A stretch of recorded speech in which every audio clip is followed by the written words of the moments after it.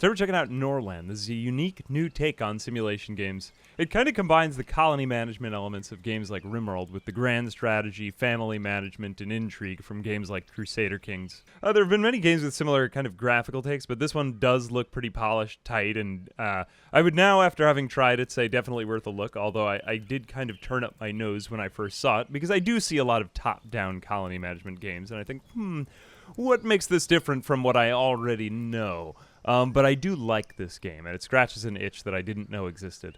Along with that, it has a cool overworld map, which kind of reminds me of Battle Brothers, if you kind of get that vibe from this. But it's also more kind of like Crusader Kings and Rimworld again.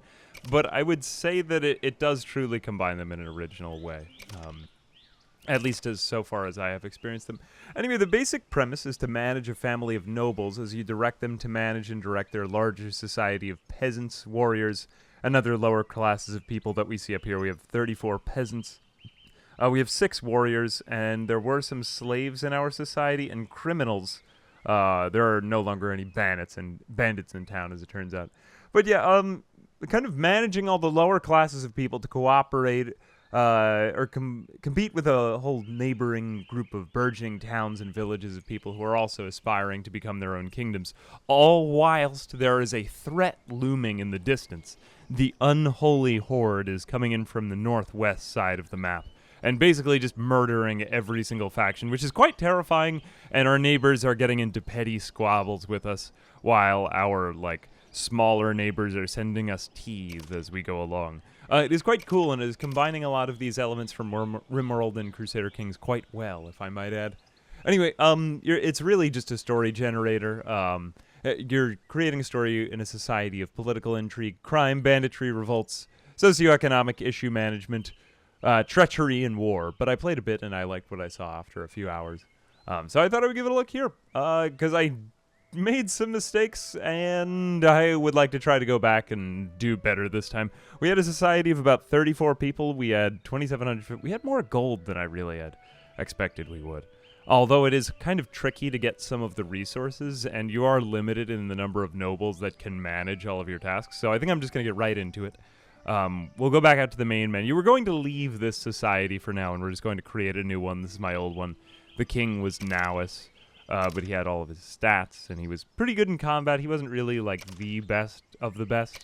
But his friend Holger, who was actually not the heir, he was just sort of awkwardly his right-hand man, is, lessening in loyalty to him. And I have no way of keeping him loyal the way that I've set up this society, so that's not particularly good. And then here's his wife, Inca. She had 2 children, who, from the moment they were born, can walk around, so that is a little bit confusing to me, but it is what it is. Anyway, here he is managing the peasants in the fields. But yeah, I will show you how the game works, and yeah, we'll try to get something going and maybe not die. I have pretty low expectations because I do think that the game is, I'm still trying to figure out some of the pacing, but yeah, it's got enough of a tutorial to get you going.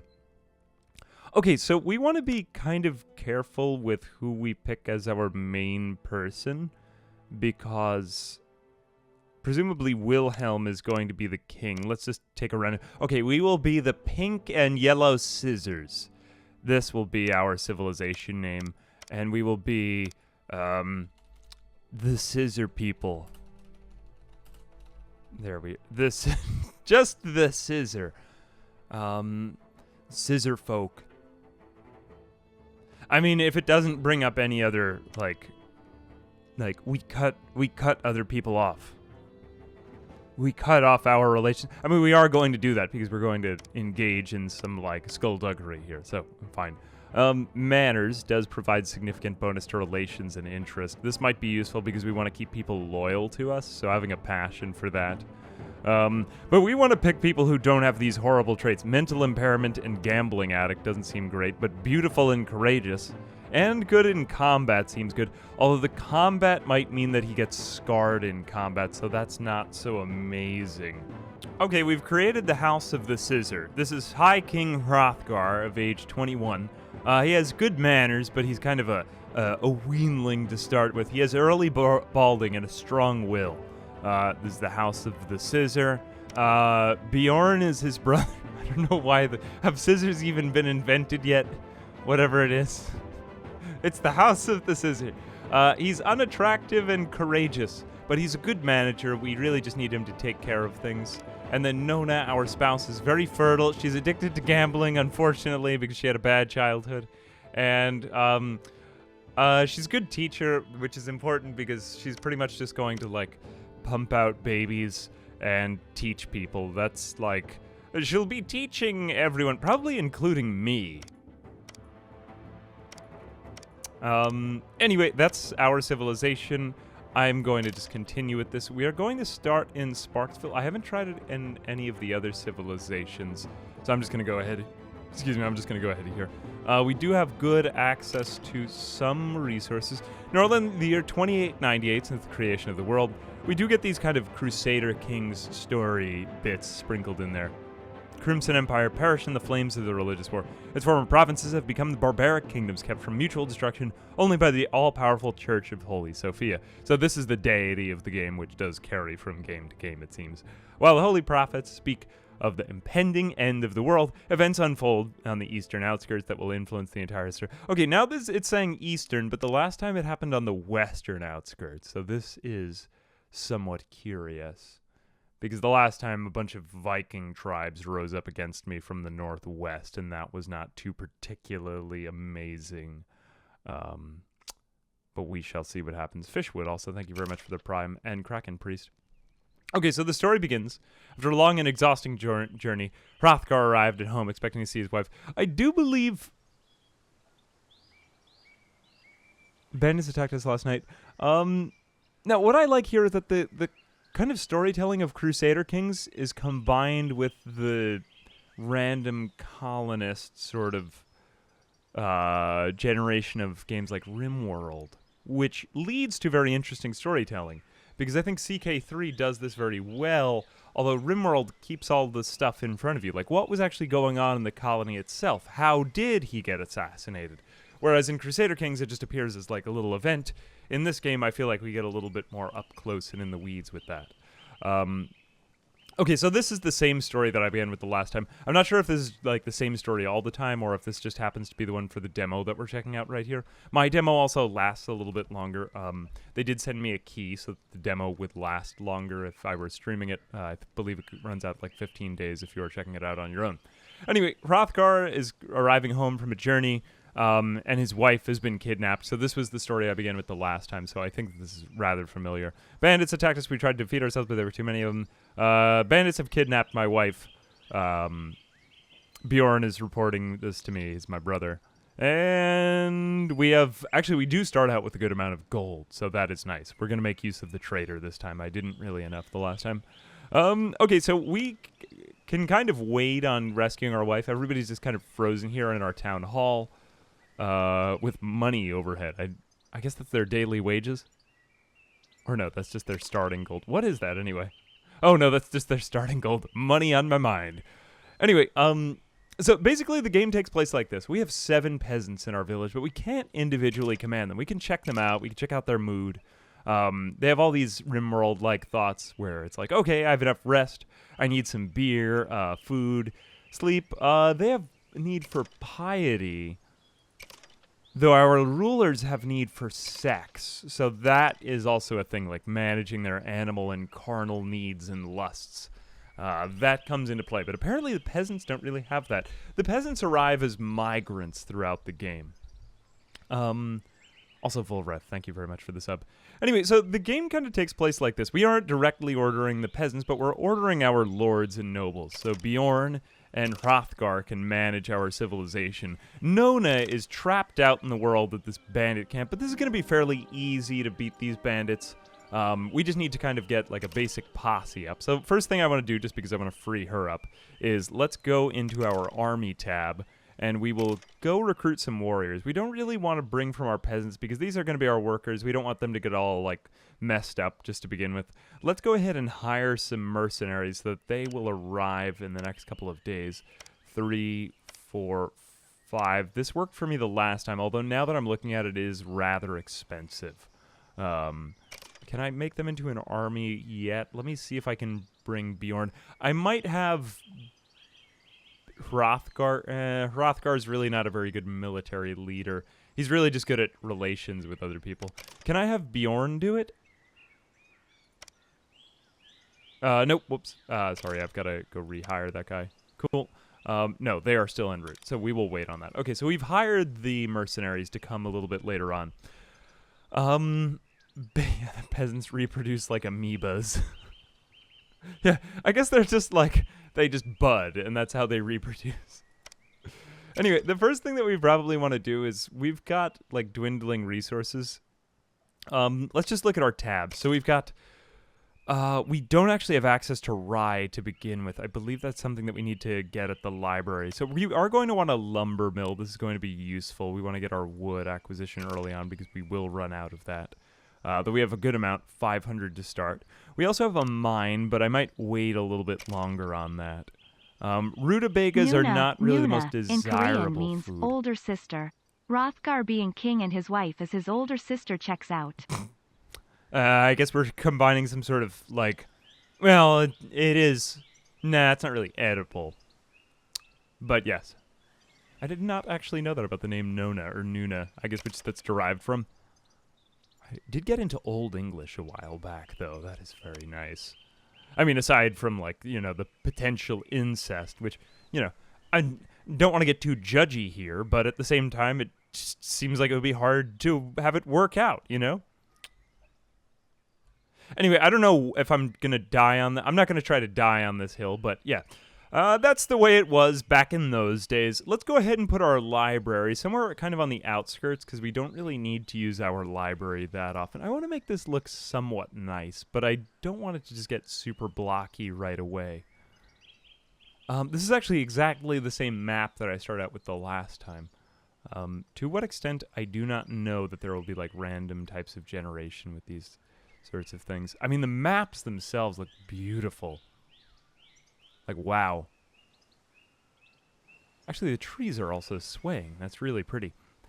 I'm getting like a good kind of slightly more detail than what you would expect from like a Rimworld. But it works, and it is original. I feel like it's new and interesting and just a cool take on it.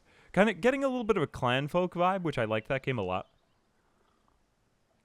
I really liked some of the systems that they were implementing from it. Anyway, what I had used these for the last time was, if we get ready, we won't really have a den for a while, but we will need a tavern. So basically, our peasants need to drink and eat a lot, or they will be unhappy and starving. So we don't want them to starve to death, obviously. Let's leave a little bit of room here for this. And I guess we'll put the tavern, did I say the library would be here? Okay, we could put the library there. That's fine, I guess. It just keeps everything a little bit more broken up. But let's also put in maybe a tavern in the midst of where we think our peasant living area will be. And this is our market. So this is where they're going to shop for food. That one's already preset for us. This is our town hall. This is being managed by Hrothgar. Now, they've also finished off the lumber mill. We're going to need to assign a manager, though, in here. And this is kind of how stuff is conducted in this game. So we get a production bonus if they're better at managing. This is the reason why I wanted Bjorn, because he's a good manager. He has 13, and he has a passion for it, which I suppose means that he'll get better at it faster. Although they can learn by teaching. But yeah, that finger on the top means that it still has yet to be managed, and Bjorn is going to go over there, and he's going to be like, work, everyone! Although there's no one here. He will manage the place, I guess, set out tasks for them to do. So we are also a vassal to a suzerain of another place. I'm not quite sure whose vassal we are right now. We could open up our world map. I don't remember exactly where we see that. But we are also going to, let's also learn Ryefield and Mill. We want to learn this with somebody. Oh, we need to build the library first. Okay, finish building the library. Many tasks to complete. We don't really have too many peasants right now, but yeah, they're starting to get to work chopping wood. That's good because we went from 500 down to 445. And let's just see how our army is doing. I think they're going to arrive tomorrow. We don't want to pay them too much, though. Yeah, there we go. There they go, downing trees. Okay, so now the library is up, and when we zoom in, we can see its contents there. So let's go ahead and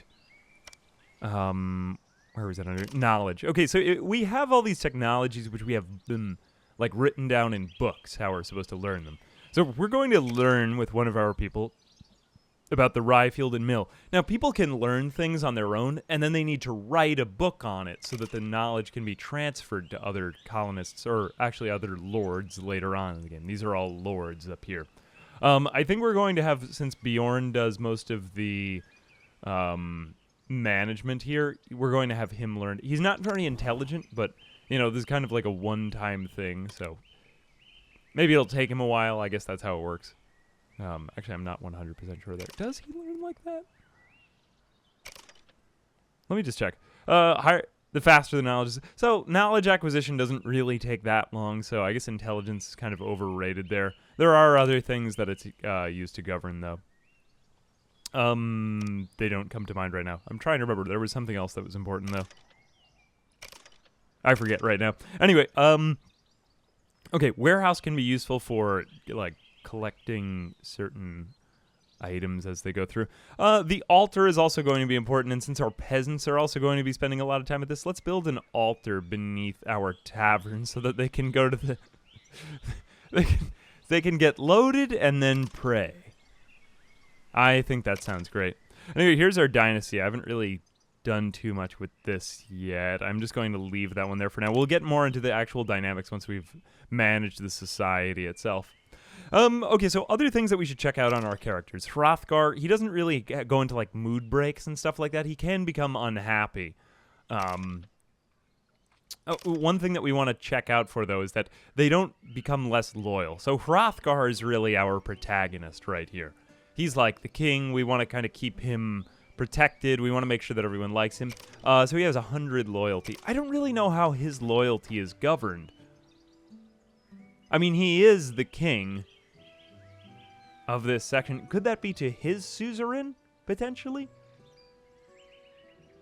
Anyway, Bjorn is 50 loyal to us. We don't want that to go below 25, otherwise he does start to, you know, like, engage in skullduggery against us, and that is a fear. And Nona also can become disloyal to us.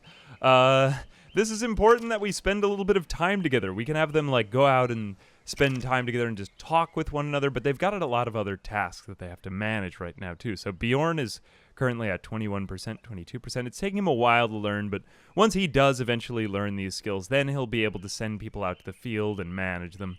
In the meantime, let's go ahead and take care of some other stuff.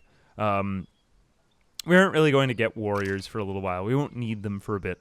But I am going to build another dormitory, because peasants just sort of arrive, like, insanely fast in this game. Like, faster than I might even want them to. So I'm going to go ahead and just build tons of these things. I'm also going to build, I don't really know what resources they use, though you do need to kind of keep watch with your army here. So I'm going to build a slave barn down to the south in case if we get any, just because I kind of want this task to be taken care of. There's going to be another pipeline for resources over there. Let's go ahead and get them near the mark, somewhat close to this. We also want our army nearby the lord's houses, so let's put this slave barn actually maybe right in the right in the middle of the town. I feel like, yeah, we'll put it like here. That's perfect. I've pretty much just done dormitories instead of peasants' houses. And there's a shortage of, I don't really, does this really improve their mood? Okay, I suppose that would improve their mood. I didn't have any peasant revolts yet. It's seeming more and more complex, like a dating sim. Yeah, I'm kind of getting, like, what was the other game that we had played, Fabledom? I'm getting a little bit of that kind of vibe, but this is done in a more of a, I don't know, like, it just, less, I suppose you could take it that way, although I feel like that this game has a little bit more of a simulation aspect about it. Where does Hrothgar keep his armies? In his sleeveys? Does he have, like, nice, large sleeves that could bellow and, not bellow, What's up, my man? like ripple in the wind? That's the word I'm looking for. And they do have nice animations, though. I think that this has been done very right. It reminds me of, like, the combat animation mods in Rimworld, some of which I do actually like. Because, you know, after a while you get tired of just seeing pawns do one thing. It can be nice, just visually, to do something different. Also, anger management, thank you for the $10. And Borisov, thank you very much for the 4 months. Doing well. Hope you're doing good. Goodman, thank you very much for the Prime. And we'll leave Hrothgar over there. Hrothgar is pretty much just, like, enjoying all of his lavish stuff. The one thing that we aren't going to be able to produce a lot of... Okay, good, we have a trader already. Nice. So we have tons of money to start. This is one thing I didn't realize the very first time that I played. We're going to have Hrothgar trade with him because he is good in commerce after he sips the rest of his, like, mead or whatever he's drinking.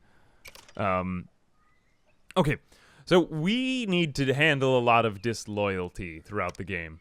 This is problematic. Oh, we can buy books from this section of it. I did not know this, actually. This is amazing. I did not know that I could do that. He doesn't have the book that I want, though, unfortunately. I mean, this is pretty cheap for being able to construct a temple, though. Okay, I will definitely be buying the temple book. What else? Herbalist could be useful. These are just so cheap to get whole new technologies, though. I think I'm just going to engage in buying a lot of these right now. Potentially not the upgrade. Iron economical. Building and upgrading of buildings. I guess wood would be good, too.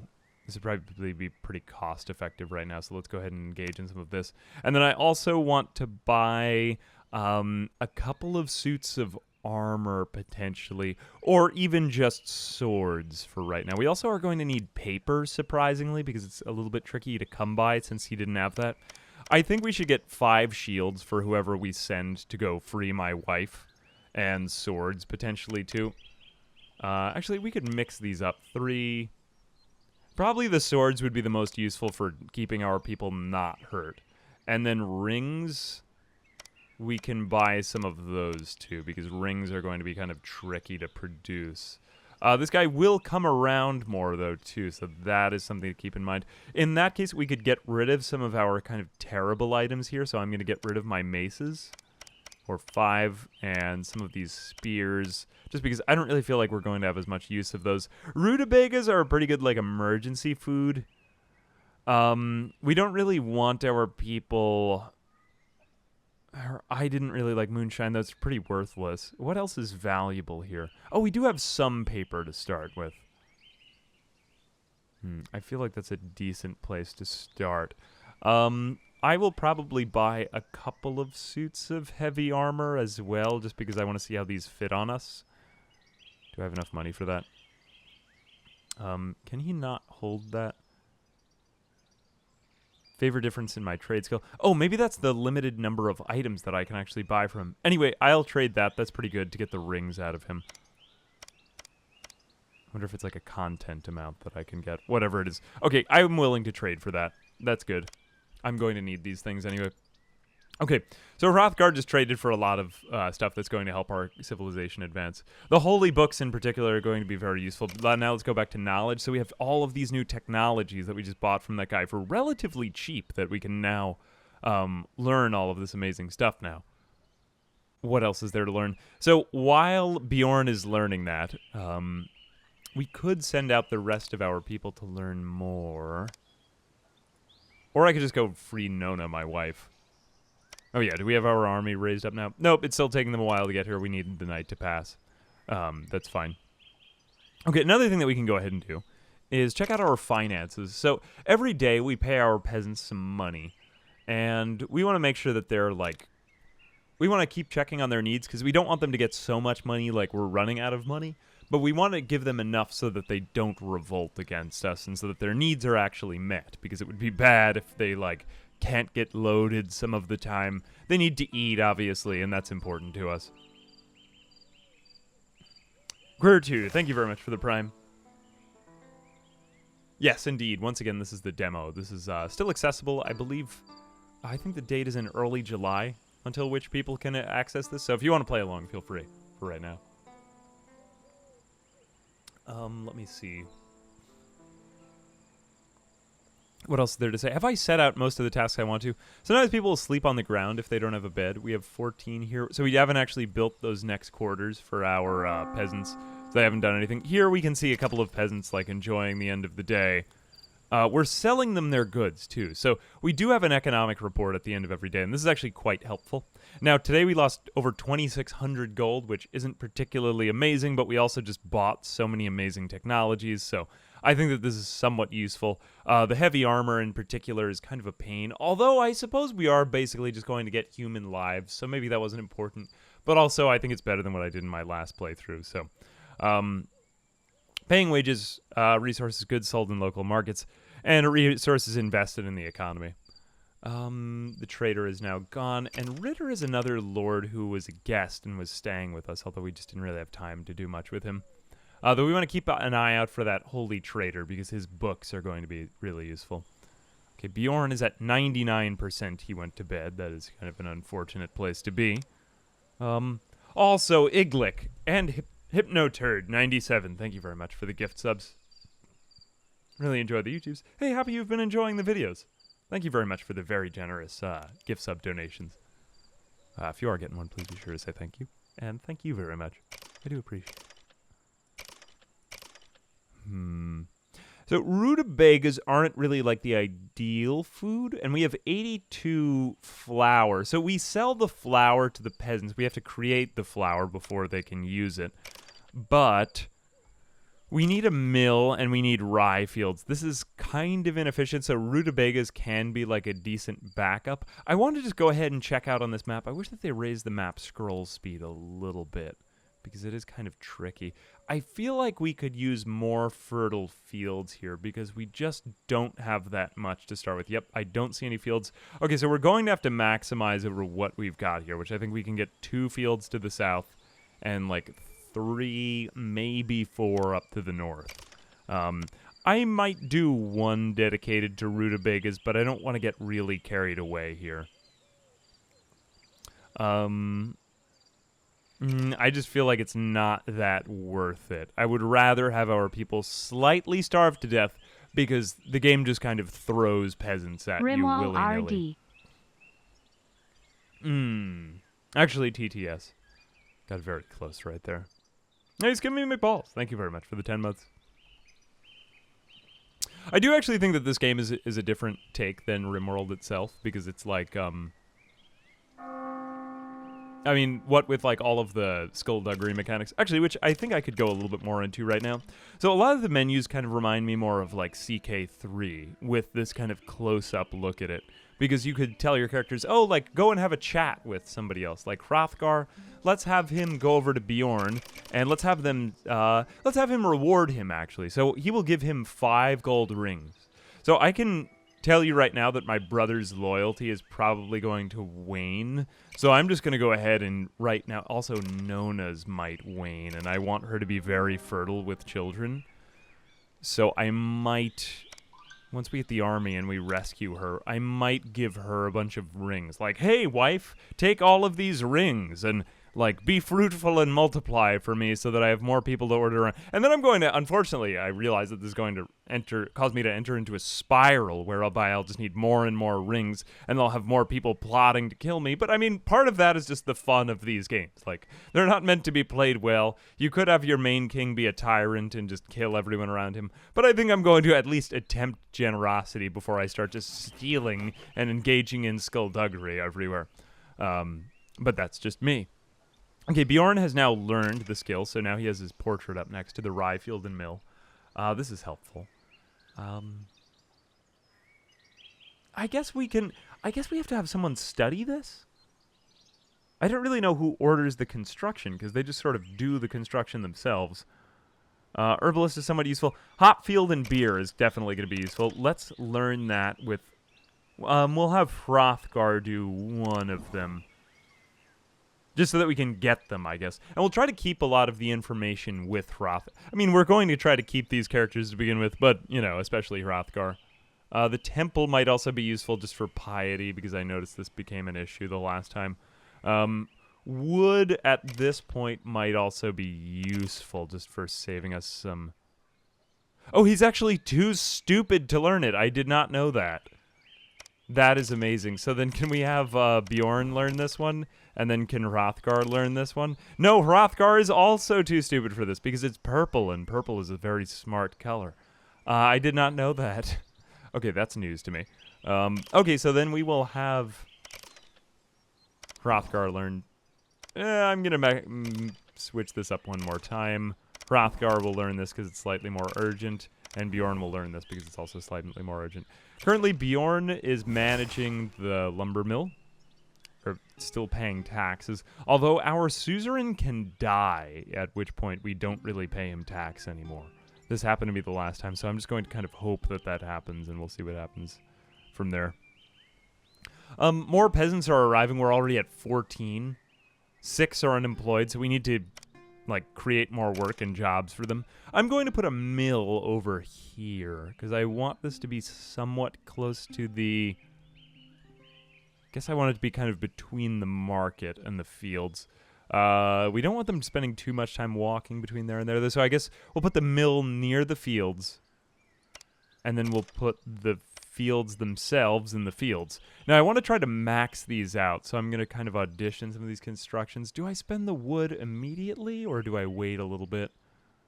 This one, I don't really know yet the answer to. Let's try to get as many of these things in as we can. 80. So I didn't spend it yet, so I guess I can just kind of audition some of these as I want to. Okay, so let's go ahead and build this somewhere else, just because I want that out of the way here. It's really sensitive how much fertility you can get out of this, and if you don't get enough like rye field construction, you are kind of screwed early on. So 91%, 95%. I think I'm going to be able to get in only 3 because they need a little bit of padding around them. Okay, I'll take 95%, 91%. A little bit, I wish that this were like a bit more fluid, but okay, 95%, 95%, and 80%. Can I, let me just see if I can rebuild this one, only because this is a really essential thing to get right. 80%, 80%, 82%, 67%. I guess 80% is about as, I think that's about as optimized as we can get from that. Okay, so I have 3 rye fields. This is actually very important early on because they're just going to need a lot of food, these people. Let's also slightly...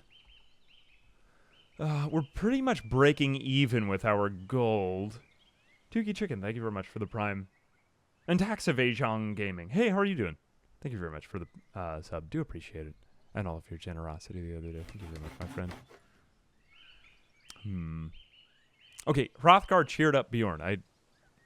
Oh, because they're both just in the library together. Oh, okay, cool. So he's cheering up his brother. It's a good thing to see that these two are... Oh, awesome. Yes, bro hug. We are agnostics. We don't believe that there is a... Actually, that means we don't know if there's a God. We just conveniently don't know. Flattered by... Oh, this is awesome. Bros. Bros learning together. Yeah, bros. I'm also going to go ahead, let's just reward him. I want to make sure that he's totally legal. Thought rewarded, loyalty plus 25. Relationship with the king plus 8. Let's keep them off to a good start. Oh, I'm sad. I got you, bro. Woo, we are bros. Don't stop learning, though. You're getting, like, stupid. Nope. Okay, maybe they just get along so well because I designed them to get along well. The 2 bearded blonde bros. Oh, no, now he's feeling bad, too. Wow, they are, like, so mild loneliness. Wait, but you just hugged your bro. Oh, he needs sex. Okay. Continue. All right, well, maybe we could find him, like, Hey, lady or something. Hey, thank you, bro. Hey, I appreciate that, ass bear. Habsburgs. I haven't heard that name in a while. Hey, thank you for the 10 pounds. Do appreciate that, tax evasion. Pounds. Yes, all currencies will be received in English denominations due to the game that we're playing. Oh my god. I did study Old English in college. I really like this stuff. You may reference that like in a kind of a geeky way. Okay, some workers have not received instructions today. This is fine because this is the mill. I don't really care about that. Okay, ooh, another holy trader. Hey Oh, bro, and do what we have our Hasburg army? Rimworld mod is this?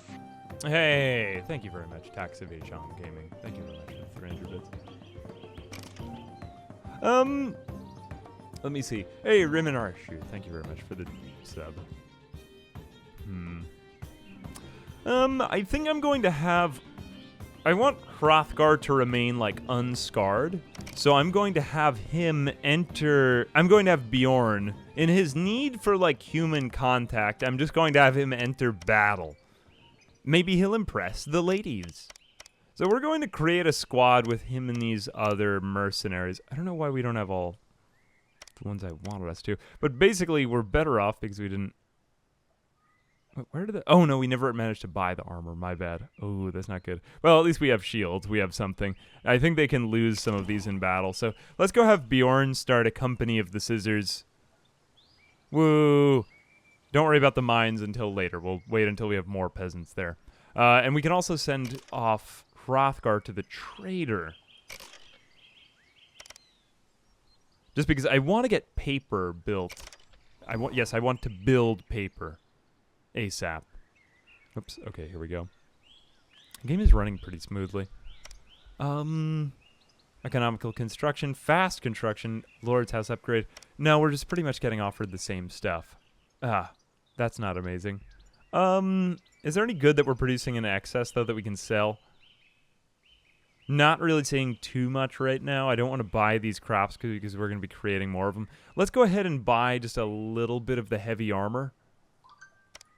Just because I don't... maybe like one thing of it, just because I kind of want to test out and see how this does.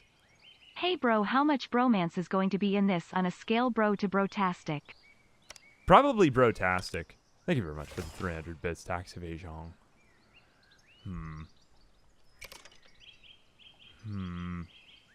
Well, unless if he dies, of course. Now, does he have... Wait a minute. Bjorn... He is not scarred. He's not in that state. Okay, let's go send him out. More. Okay, we could either pay them a lot of money, which obviously we won't do. I think we're just going to send out... Oh, no, we don't ransom them. Send out Squad Bjorn from the Scissor Village. Go, the Scissor people. Okay, so there they go. Bjorn, notably, is the only one who is clad in armor. He does have heavy armor, though, right? I just want to double check that. Yes, he does have heavy armor. This is important.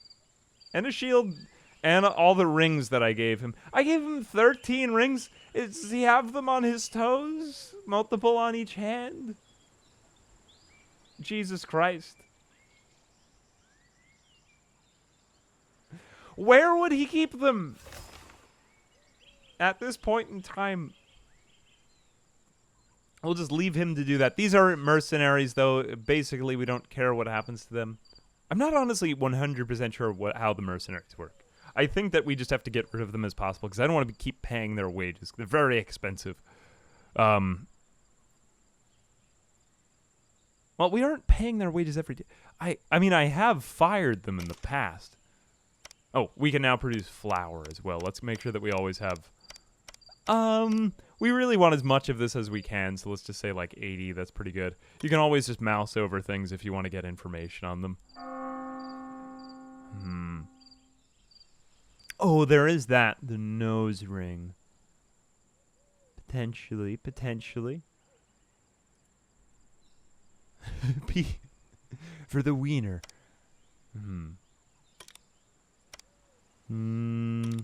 No, I don't think they incorporated that into the art. Detailed though it is. Okay, let's go back out to the map. So they are making their way out. Now it's night, so they seem to be traveling just slightly more slowly. From the Scissor to Nona. So Nona is unfortunately trapped out there. But no, I'm going to send out my brother to go help her while I drink beer in my hall. What else do I know about myself? So I'm agnostic. Why is he upset about being an agnostic? I thought he would... he doesn't have all those responsibilities anymore.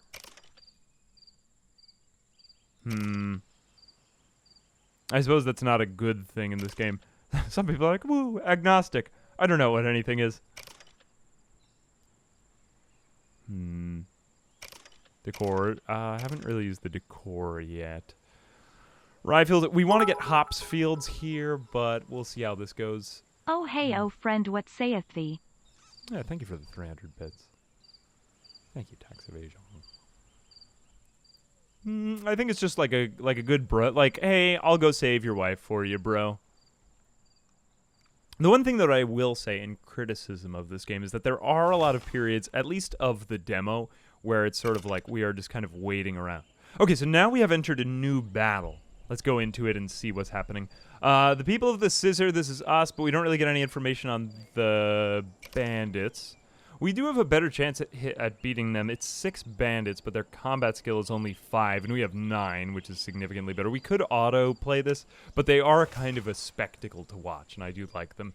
And they remind me of Battle Brothers. So let's go send these people out, although I've also noticed that sometimes the battle screen doesn't really represent who will survive the battle very well. Like, I had one battle where all of my peasants just got brutally massacred. And the only person who survived was my lord. And they were fighting a bunch of dire wolves. But my lord was the only one who survived the entire combat. It was a massacre otherwise, and it was not okay. Okay, he seems to have dropped his sword very early on. Have you seen the new Kingdoms game that came out yesterday? Oh, wait a minute. No, what was this? I want to say that was... Is it Kingdoms Reborn that was on my list? Well, thank you for the, like, very generous donations. I do appreciate it, Tax Evasion. Is this also Next Fest? I was thinking that this game was part of Next Fest, but Next Fest, I now realized, is like Last Fest, because it just ended. Kingdom 80s. That is a pun. Kingdom Mateys. Is this like a pirate game or something, potentially? Potentially, this could involve pirates. Oh, not okay to be dead. No dying in my company. No one is allowed to die in this battle. Alright, we have been victorious. Getting kind of a Mountain Blade type of vibe here, though I hadn't really said that. Although I suppose it does kind of have a Mountain Blade vibe about it. But then we get this kind of Crusader Kings attack success, which looks like a compound word here. The bandit camp has been destroyed. Relations with the neighbors +5. Okay, so the neighbors are like, woo, you've killed the bandits. We did get 306 gold and 4... Did we take them captive? I suppose that we took them captive. And Nona has also been freed. So Nona is now also with our company, the Company of the Scissor. Now we have reunited. We have rejoined just as glue joins two pieces of paper. Everything else in our civilization will be like references to a stationery for the rest of this entire playthrough. Just till the point that it becomes obnoxious.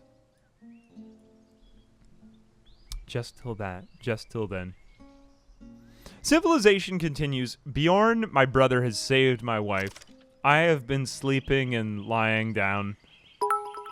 And immobile, and I'm actually hungover now. Sometimes the only thing that gets me up is child labor just once more in my life. Oh my god. Thank you for the 300 bits. Oh my gosh. Speaking of which... Well, we will be having heirs potentially soon. Who is the heir right now? Do we actually have an heir?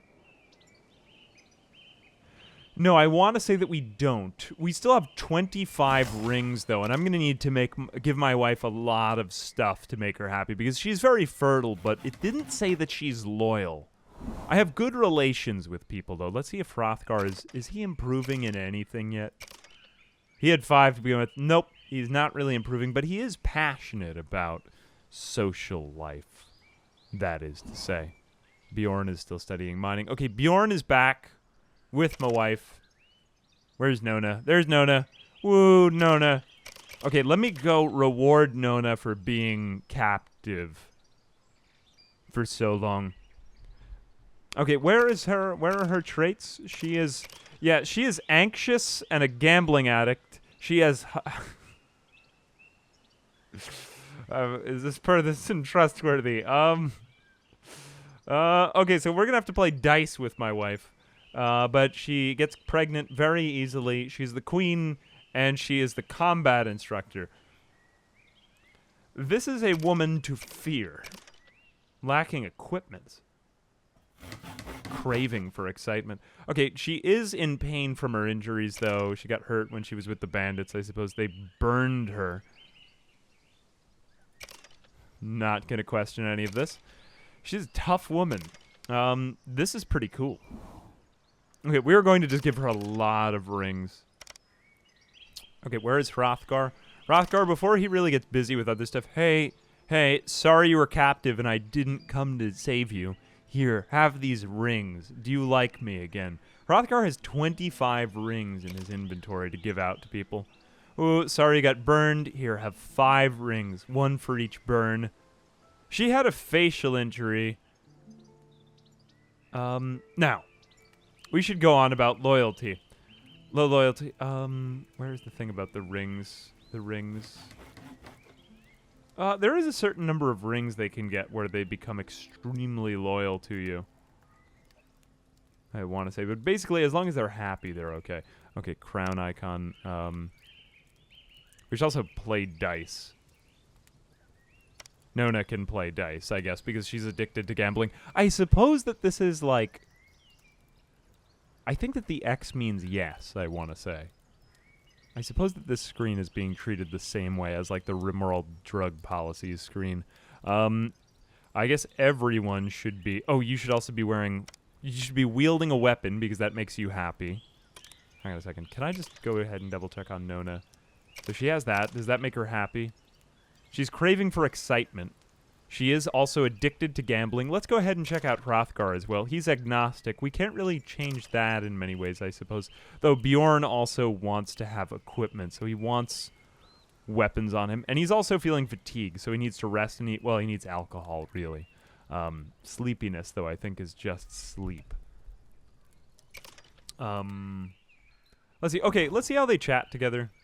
Okay, good, so they are relatively friendly. That doesn't always happen. Like, my wife just didn't like me the last time, and she was upset all the time.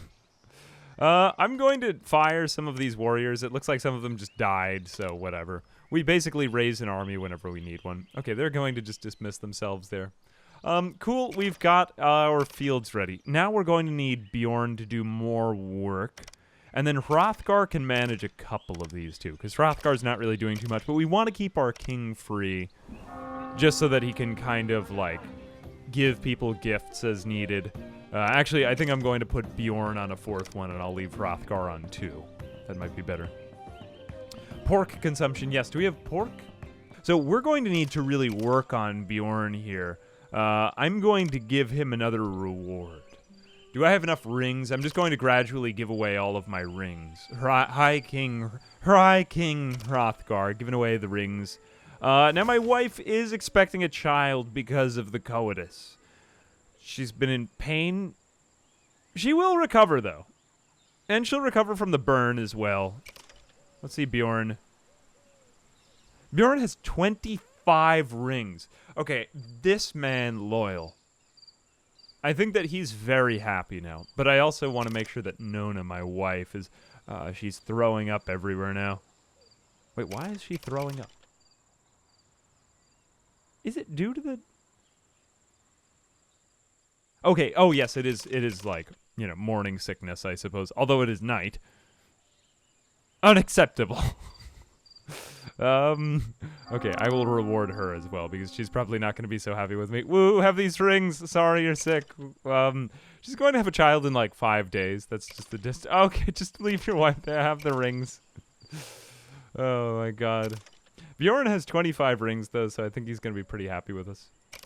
I also want to just make sure that we're, like, nice to him, so let's just spend some time together. Spending time can be a really good way to just get them, liking each other better.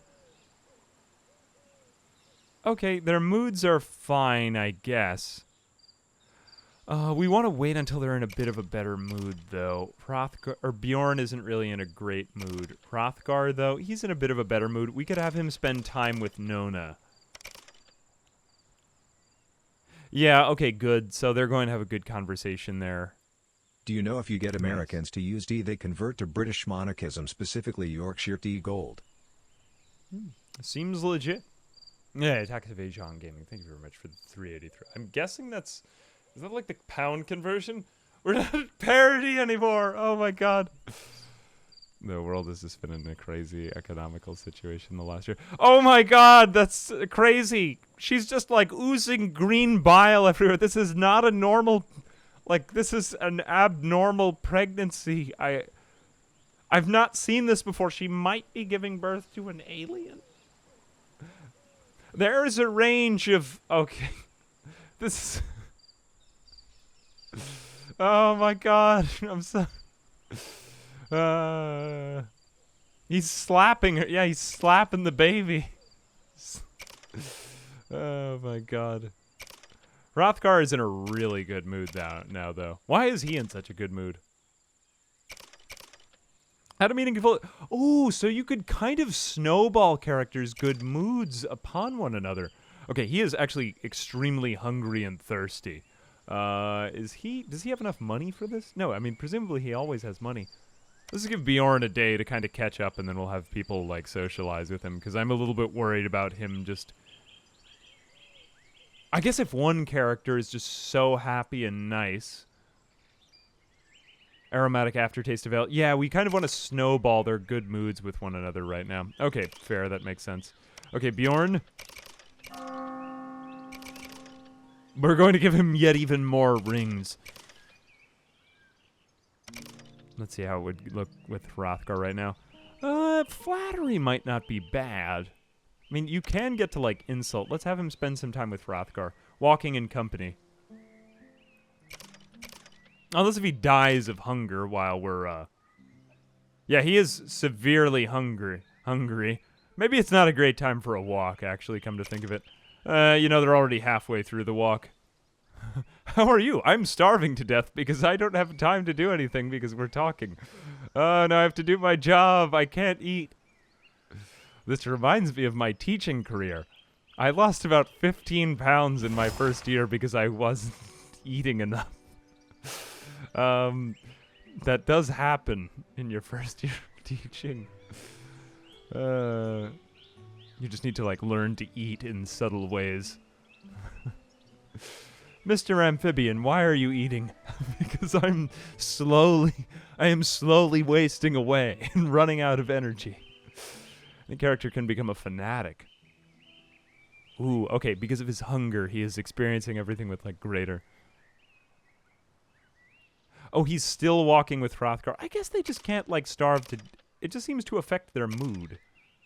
But he is loyal. He is happy. Okay, well, whatever, if you're happy. All right, maybe don't die of hunger. Well, now I haven't even done anything for him. Let's just see if he doesn't die today. Walking in company. Oh, would love some food. A couple things like that where it would just be nice if I could just give him a direct order. Does he do that? Though I haven't had any character just die of hunger yet. Right, you know what I'm going to do, just so that he, like, prioritizes this, because he doesn't seem to have much common sense here. Goes to eat. Okay, good. Eat something, don't die. Where does he eat his food? Okay, he eats his in the main hall. Good. Don't die. He's not dead. Woo. Hooray. Okay, and now yes, good, he's gonna have beer too. Alright, good. I need you all to like each other. That is important to me.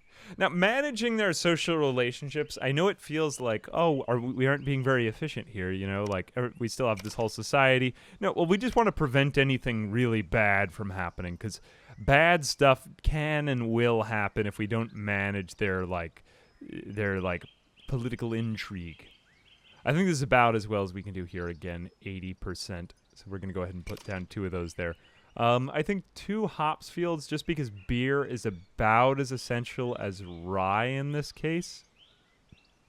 Although it would be bad to lose rye, and we are going to use some rye in the formation of the beer. We are also out of wood.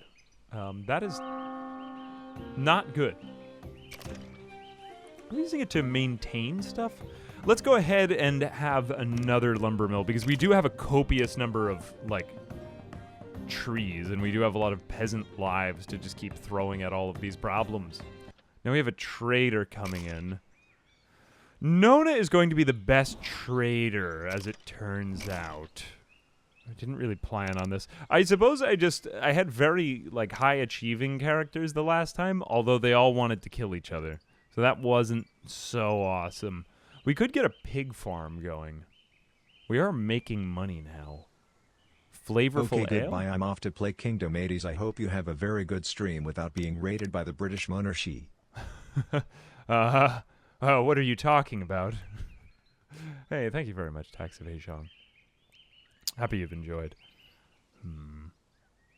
I was thinking you meant RT, although RT is Irish. We had, like, the American-Irish-British standoff in Stellaris the other day, now that you mention it. I'm trying to think, did we have that? No, we had Sweden, we had Ireland. A couple of Americans. I'm not honestly entirely sure. Am I just misremembering? Oh, thank you very much. And Turtle Feet Films, thank you very much for the Prime.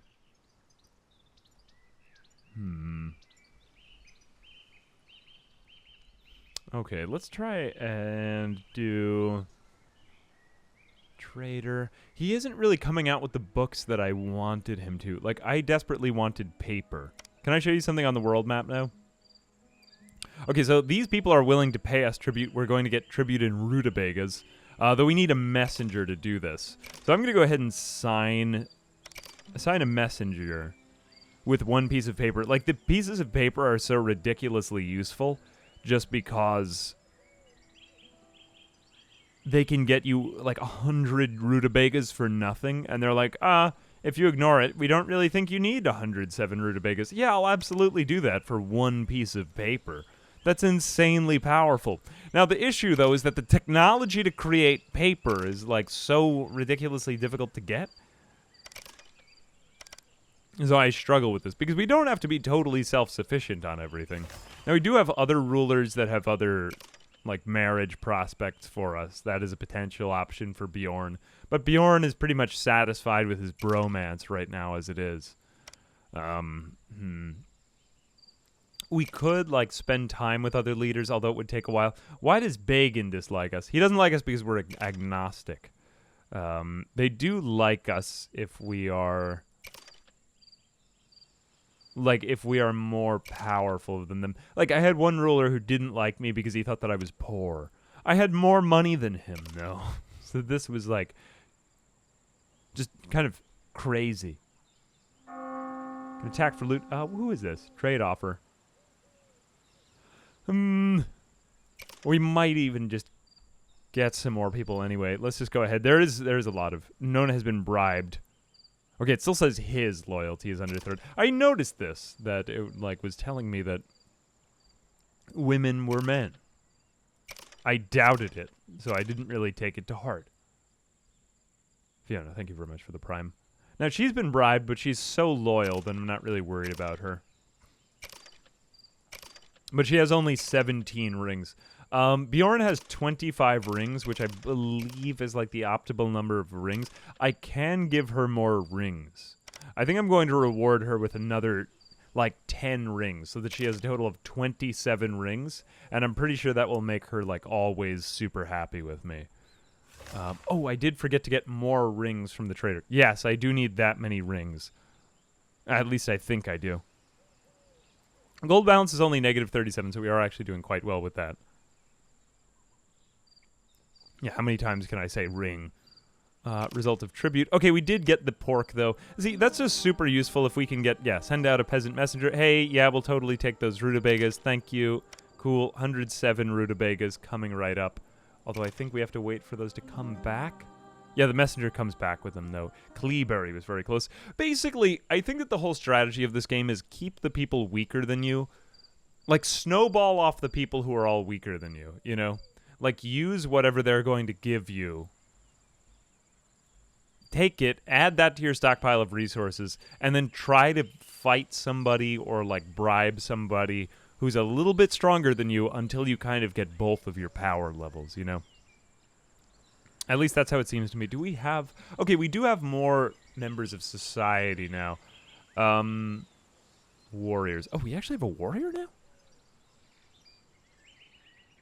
Hang on a second. Let me go check out my army. Oh, whoops. No, I think we forgot to fire one of the mercenaries before, so I'm just going to fire him now. Possibly that might free me up on wages. We could get peasants hired for war now. This is becoming increasingly an option. Or we could free some of the slaves. So I think we could go into... construction. Resources. Mines. We do want to get mines eventually because we're going to utilize them for stuff. We do need the resources eventually. But for right now, let's just go ahead and have someone learn it. Nona could learn it. We'll spread around the knowledge a little bit. We did say that we would kind of dispose her to other tasks so that she could teach people and stuff like that, right? Okay, cool. We've also managed the policies. Oh, oops. Bjorn is also set for weapon wielding. Does he have that need? He didn't really say that he needed that, but I guess it doesn't hurt to just have a powerful man running around with a weapon. Did we ever... No, we didn't build a barracks. Okay, so let's go ahead and build a barracks in the place where I think I want one. For our army, this is going to take 30... And also, yeah, here we go. 5 iron. So this is going to start to become necessary. As well as a training ground, which might start to become useful.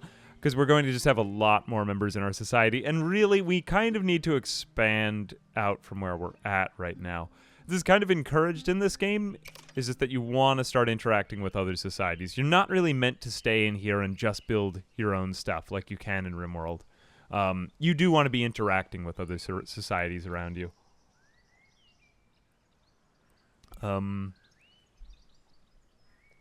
Why is the man sleeping with a bowl of soup? Was there a man sleeping with a bowl of soup? You've never slept with a bowl of soup? It just feels a lot better to sleep with a bowl of soup. Maybe you're doing it wrong. Maybe you need a bowl of soup. Why aren't you sleeping with a bowl of soup in your bed? Mr. Judgy? How could you?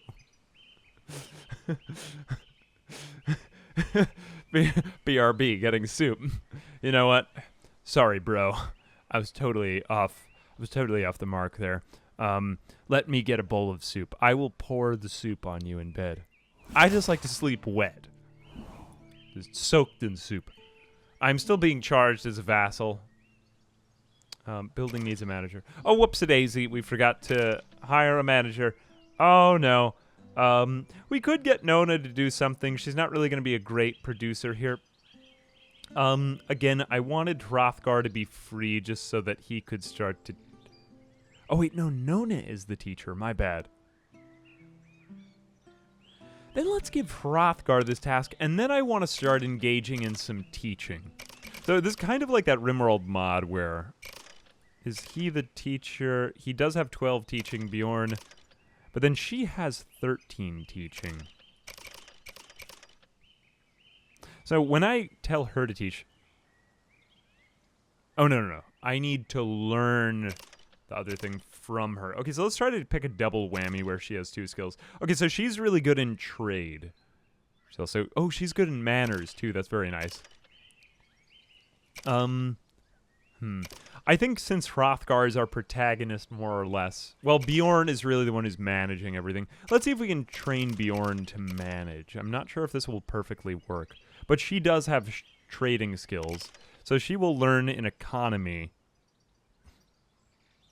from Nona... Or he will learn about management from Nona. That's just going to get our whole society managed better. Because right now, I don't really see any issue with character loyalty. In my last playthrough, they all kind of hated each other. But these characters are getting along surprisingly well. So she's trying to go find Bjorn so that she can go teach him. Okay, so this is like sister-in-law, brother-in-law.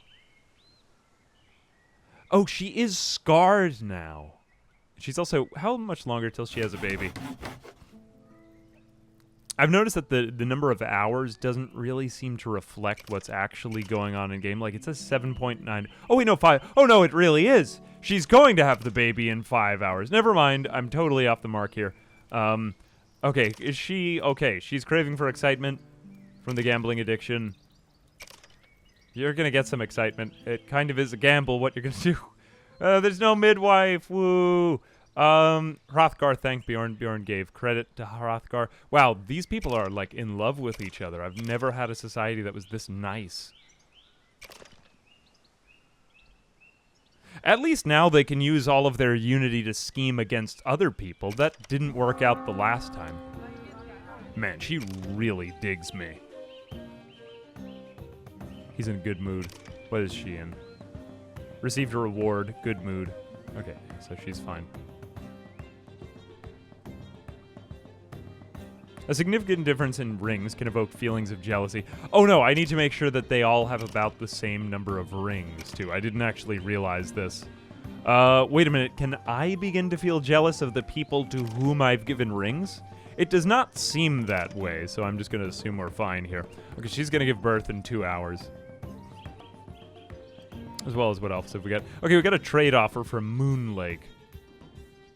We've also got tons of brides to be married off. Maybe I should go find... Can I go find him, like, someone who doesn't hate us? What about the people of Great Mist? This seems like a valuable ally and a neighbor. Who is really strong? We want to look at how much money and how many people are living in other civilizations, how many warriors they have and stuff like that. They do have cutthroats, too. Cutthroats are people who are basically... like ne'er-do-wells against the ruling family here. You can utilize the cutthroats in order to do a dark deed, like take some of their library books. How nefarious. These people have 2 books on scaffolding, so pretty much useless as far as their books are concerned. We want to see if we can find people who have a technology that we don't have. So, like, if somebody has just a book on... This one has armor forge. That's kind of useful, and herbalist.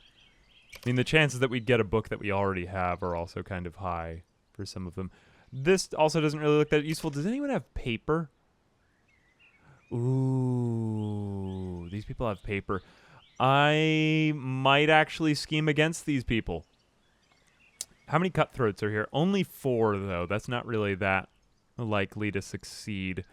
I want to go ahead and see if this is going to work. We can get a chance on the library robbery.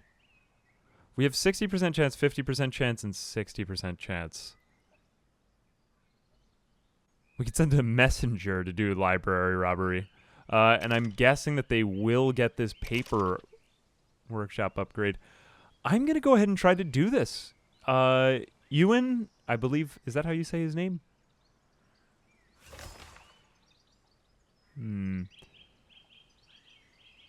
Let's take a gamble. I want to give this a shot. We're going to try to rob these people of their library. The thing that I think is a little odd here is I haven't found a way to just, like, be chill with them and then share technology. I guess we could propose marriage with Netta. Though we'll have to give them 925 gold. We could, like, you know, marry ourselves off to them and then steal from them. Let's go ahead and just see what this would look like, potentially. Bjorn. Propose Bjorn in marriage. Can't decide whether to propose marriage or rob you. Which one would be more, like, opportune to do first? They also have a lot of money. Oh, wait a minute. No, their army has a lot of money. Never mind. They must have a lot of good gear. Neighbors who dislike us will dislike us even more, though, too. That is kind of iffy. You know, we aren't going to be here forever. Let's rob the library. We're going to send out persuasion at level 17, 4 cutthroats. I wonder, can we sow dissent, though, in some way? Trying to decide exactly how I want to do this. Could buy iron. Nope, I think I do. Well, actually, if it destroys my relations just to do that, maybe that wouldn't be good. Okay, let's try marriage. I haven't done this yet. Bjorn. I'll be boring. My only thing is that I would rob them because I want paper, because I want good relations with the people around me. But if it causes worse relations with the people around me to rob them, it would be like, hey, everybody, I totally robbed the guy next door, but now we have paper. Like, oh, love me, I have paper. Like, I don't really feel like that would go over very well, so I'm just going to avoid doing it for right now. But maybe in the future if, you know, I decide that they are disposable. We'll just live like that. Phew. Anyway, where is Bjorn? Does he actually head out? Okay, he does head off with... I don't know, maybe he takes off one of his rings and proposes marriage. I'm not honestly sure how this works because I haven't done it yet. It might fail horribly, but let's just find out. Okay, so we now have a barracks, too. Songs of Six. Ooh! I haven't checked out Songs of Six in a while. I like that game. Hey, you video game. Good old-fashioned robbery. Precisely.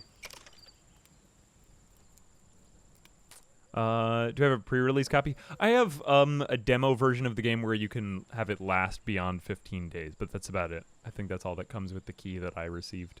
So, yeah, you can play... Oh, wait, Nona is seriously ill. Oh, that's probably because she's about to give birth, right?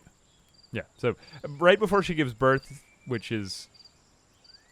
Wait a minute, 16.4 hours. Didn't it just say... Oh, maybe she was going into labor after that time. Okay, so originally experiences nausea and slowed walking. Shortly before giving birth, unable to walk, which is right now. She can't walk, she's in bed. I've had somebody, like, picking flowers out here, and then they got attacked by a wolf. And then somebody had to carry them back in order to give birth. But what else does she have? Small chance of both the mother and the baby dying. Hopefully that won't happen, but if it does, then it's just going to be me and Bjorn, and we'll be two, like, lonely bros in a bromance. Here we go. Ooh, rutabaga. Actually, we don't really want them eating rutabagas. That's not amazing. Okay, bride to be married off. Netta has become the wife of Bjorn and will soon arrive in our city. Great! Okay, so Netta is now, I don't know anything about her. Actually, I should probably have checked some of her out. Relationship between the bride's king and your king is improved by plus 30. Okay, cool. So that means Hrothgar and the people we were about to rob are now friends. More importantly, we now have a new lord, who is Netta, and she's also able to manage all of our peasants. So that kind of takes some of the work off of Bjorn's shoulders. And Ewan and I are now actually, like, pretty tight. Which gives Hrothgar a little bit more time to just spend on, like, diplomacy. This is, I think, the kind of gist of this game. How you can play it, I suppose, well, is just free up your king to, like, spend time in relations with other people. Like, be pretty chill. Oh, wait, what happened? Bride to be married off. Okay, no, yes. Here is, like, the main primary bad event of the game. So this is... I'm assuming, yep, we are getting it in the same spot as we were before. This is the Unholy Horde. They haven't yet conquered these people, but they're pretty much just going to kill everyone. I am afraid of them.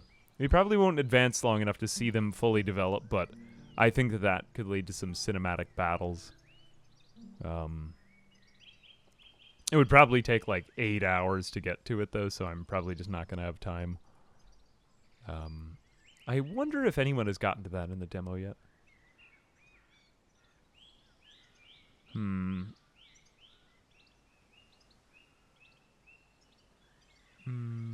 Netta, what are you like?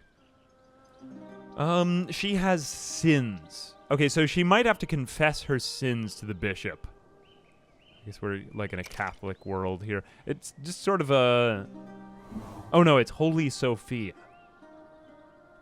I guess so. Ooh, she has a lot of teaching. She could be... She's actually a very good kind of build, the way she is, because generally speaking, if you are a wife in this game, you're going to spend a lot of time, like, in labor. That's just kind of the way it goes in medieval society, and she's good at teaching, too, so when she's not doing that, that's okay. Coward is fine, calm is fine, unattractive. I really think that makes a difference. Reduces interest, but is interest, like, how much they like you? Is it, like, pretty privilege? as they would say. I mean, you know, well, we don't want a bunch of other people coming on to her, otherwise that's going to sow the seeds of dissent. Maybe that's okay for right now. They're happily married, right? Maybe it's awesome. We still have 5 medicine. She's currently drinking in the... I'm like, would it kill you to just, like, take care of your wounds before you go to drink? Alright, she's not feeling great because she's about to give birth in 3.9 hours. Nona and Hrothgar are going, oh yeah, great day for a date. Hey, wife. Let's go on a date. Is he gonna get her at? No, okay, good. At least he stands by her bedside.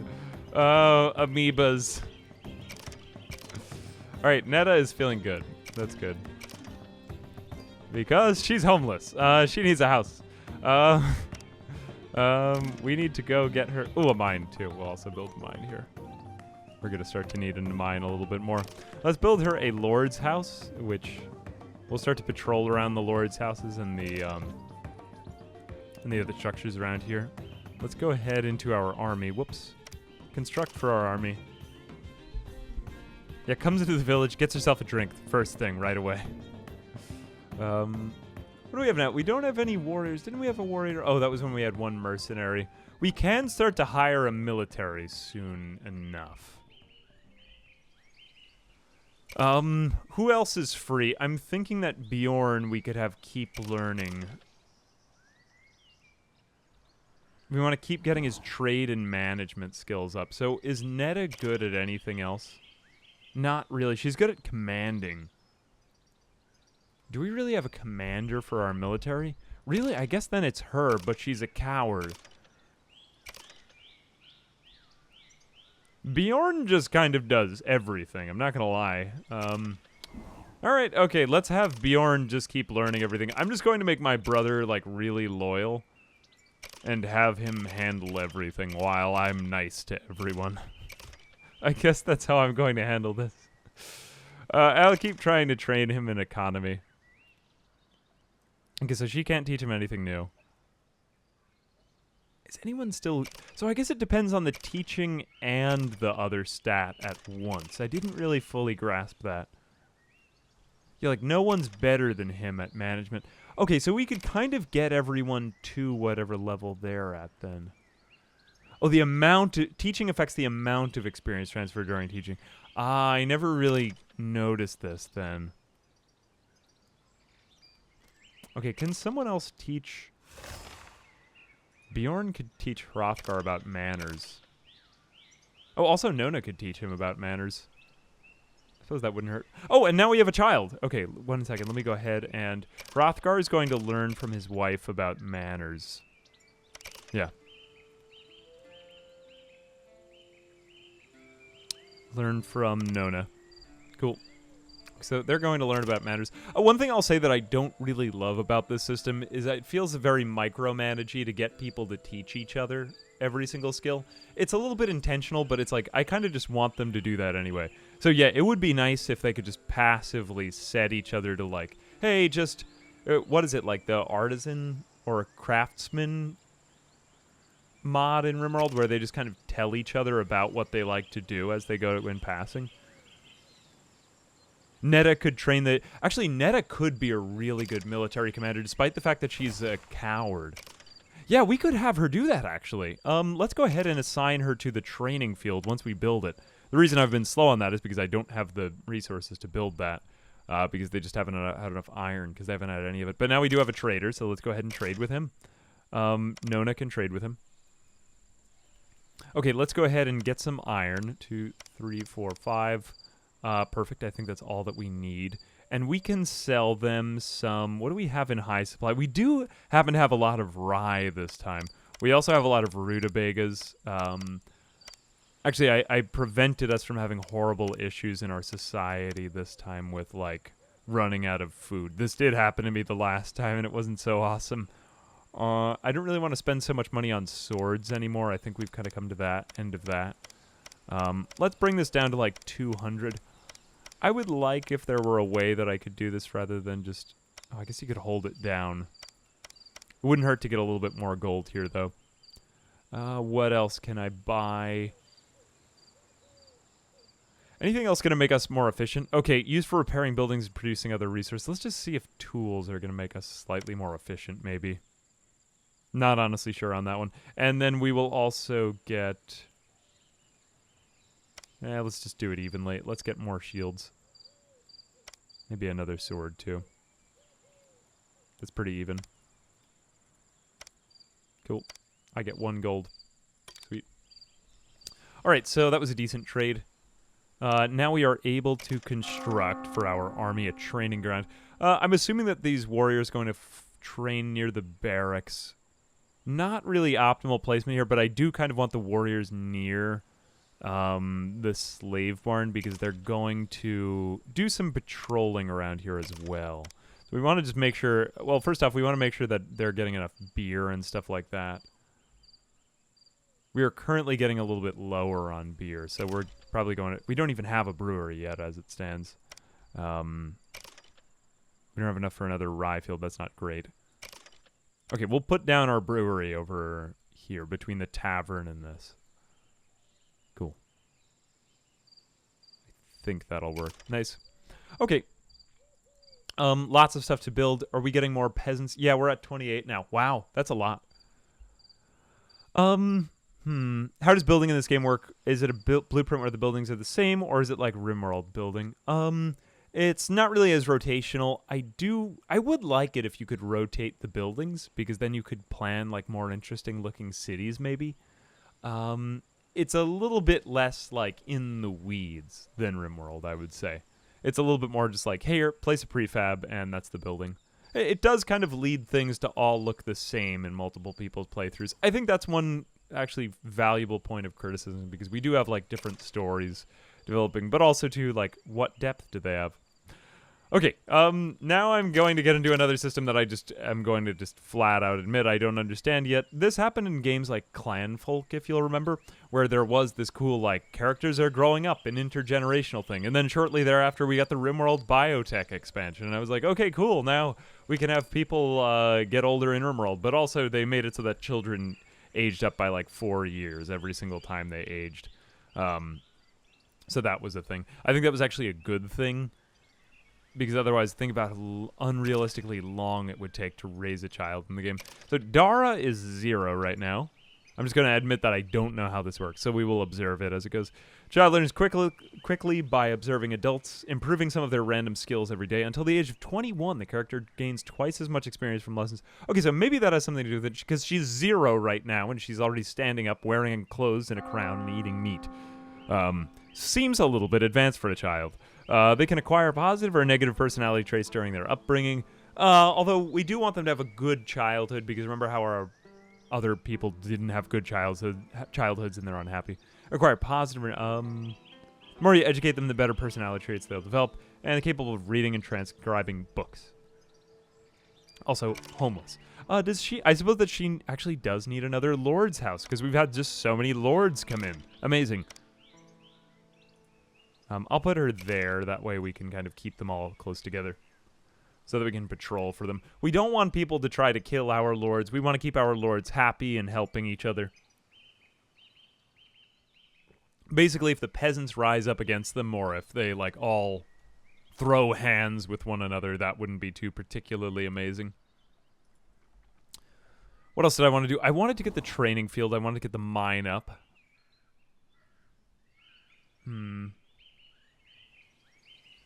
Then let her near the mother. Oh, yeah, the gambling could be... Oh, yeah, I wonder if they'll take on each other's traits, or do we need to, like, intentionally just... So, Dara is going to be... She's already 1 year old. Now, I don't see where this is coming from, because wasn't she just 0, but we've had only 1 day pass? Or is she just designated to start at 1? She is 1. Difficult childbirth. She is the heir. Okay, so she is pretty much... She is my firstborn right now. So right now, she stands to inherit the throne. She's already good at management. Who really knows how? I mean, she did manage to eat an entire piece of meat. I'm thinking that for an heir, the most important thing is going to be manners. So, having Netta teach her probably be good for now. Netta is a fantastic teacher, and at least having her start off teaching the manners, really teaching Netta more stuff. Man, Netta is going to be awesome. She's like, I don't know, the very wise stepmom who comes to live with us. Although she's not really a stepmom, I kind of think of her in a stepmom sort of role because she's not married to Hrothgar. Hrothgar and Nona are like flawed people, but I guess Netta and Bjorn will like do the dirty work of raising their entire family, but we will reward them with copious rings and wealth, and so I guess that's okay. We should probably make sure that this woman is like very loyal to me, so I'm going to reward her with some rings. And hopefully the next time they come around, they'll have more rings, because I'm running out of money, and I can begin to see now that everyone's going to get jealous of each other, because I've given everyone too many rings. And this won't be okay at all. Okay, we're going to sign Netta so that we have a strong military, and we're... Can you already see how this entire thing is going to go wrong? Let's see. Nona was going to be good at teaching to write. Now I'm starting to think Netta might be useful, though. Does Bjorn just manage everything at this point? Have we just decided? Is he going to have time for anything? They don't even get any instructions when Nona is highlighted. I'm thinking Bjorn again. Although now he has 5 buildings to manage. I'm not sure if that's really too many. But, like, what about stuff like eating? He does kind of get right to it, though, so he is ordering, so I guess that's not too much. It seems like you can have very big societies in this game. Workers have not received instructions today. Let's go ahead and manage this with... We'll give Hrothgar 1 more. We'll try to keep him 1 behind his brother. Because we've pretty much established everyone's loyalty. But look at this. Now everyone is... Okay, now stop having people... Can we somehow, like... I guess everyone is just basically like Genghis Khan in this game because we can't really control their like desires anymore. Okay, in the meantime, let's go ahead and check out our army. And we're going to go ahead and free some of these slaves, which I guess are people from like other societies that we took captive. And then we'll take some of the happy peasants and make them into our army. Now, we're going to need a fairly large standing army. I guess these people are better because they have a higher number next to them. Although, oh yeah, that does make sense because these are the guys we took captive. I guess we want everyone to be a little bit good. Maybe we could take one away and then put in one of the number 3s and see how they do. 1, 2, 3, 4, 5, 6, 7. It seems like it would be too big an army if we had any more than that. That's fine. Let's see how that works. What can we store? 10 in here? 10 might be a good number. Okay, now, 7 have gone off to live in the barracks. And so then they should begin doing some training here. So as soon as Netta gets around to that, after she's done teaching Dara about manners. Okay, cool. So she's learned all of her manners right away, as many as Netta has.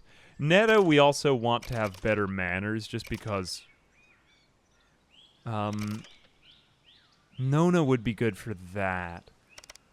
Just because since Netta is a good teacher herself, but even though that she's not that skilled, we want her to learn about stuff. I'm starting to see how this could have like a big snowballing effect, and you could just do tons of teaching from character to character. That is somewhat useful. I guess we could also teach Bjorn about manners as well. Nona could also learn about manners. But yeah, if we manage to get Netta good at that, then she could be like really good at spreading all of the skills. So it benefits us to teach the teachers really well. I kind of like that dynamic. It seems like Hrothgar learns about manners with great, like, zeal. Okay, good. Yeah, now he has 7, so that's fantastic. Cool, so he's learning, it appears to be faster. Nice. Although they don't... Okay, they're still teaching each other. I kind of question why married couples sleep in different lord homes. Like, wouldn't it be... It just starts to turn kind of into, like, Lemmings. Or not Lemmings. What is the game? Yeah, a lot of houses for people. How many wood do they create per day? It seems like it's 20, a solid 20 per day. Let's go ahead and order them around at the other lumber mill. Nope, Hrothgar never actually got there. Okay, so let's talk a little bit about migration. So right now we're not really producing any... Oh, we're not producing any beer. That's not good. We're still trying to get to the point where we can. Yeah, Hrothgar really just doesn't have time for this stuff. As soon as we teach each other a little bit better. This is what I'm talking about, and this is, I would say, my main critique of the game right now, is just that it seems like there's so much cool stuff to do in terms of, like, intrigue and character dynamics, although I feel like it's kind of tricky to automate your whole society before you get to that point, or it takes many hours, which I don't think many people will be able to get to in the demo, although I do think I got a taste of what's to come. And I think if they kind of... like before, I had so many peasants, but we didn't have enough money. The entire population was just struggling to feed themselves. Maybe this is somewhat realistic for medieval times. Although we never really got to more of the like high-level advanced intrigue stuff, because just people were like busy trying to feed themselves for the entire time. Although I suppose that this is where having good relations to begin with and good teaching in the first place comes into play. Although now we may just endure like the downfall and decay of our society. Let's continue collecting tribute for a little while, just until we run out of paper. Oh, or we could send someone out. It would be nice if we could send the child out to collect the tribute. But right now, I think it's just going to pay a little bit more to have a messenger go out. Okay, here, go get the meat for the rich people. Good job. Let's see, does Moon Lake hate us? Wait a minute, we just married one of your... Oh, no, they're okay with us. Oh, no, they're sending out an army, but to whom? I do want some type of, like, world event to happen. We had dire wolves come up the last time.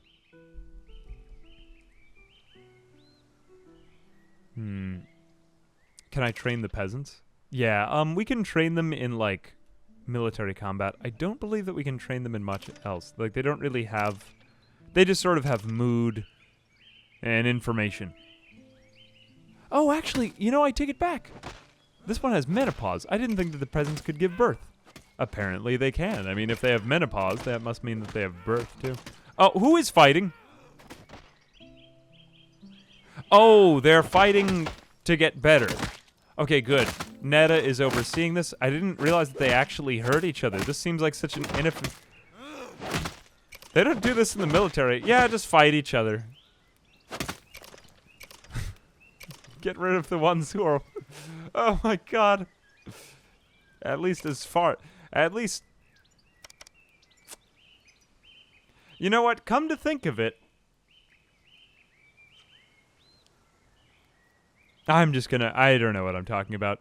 Yeah, I didn't expect this to be the way that they would train the military. Just start punching each other in the face. You're supposed to be a good teacher?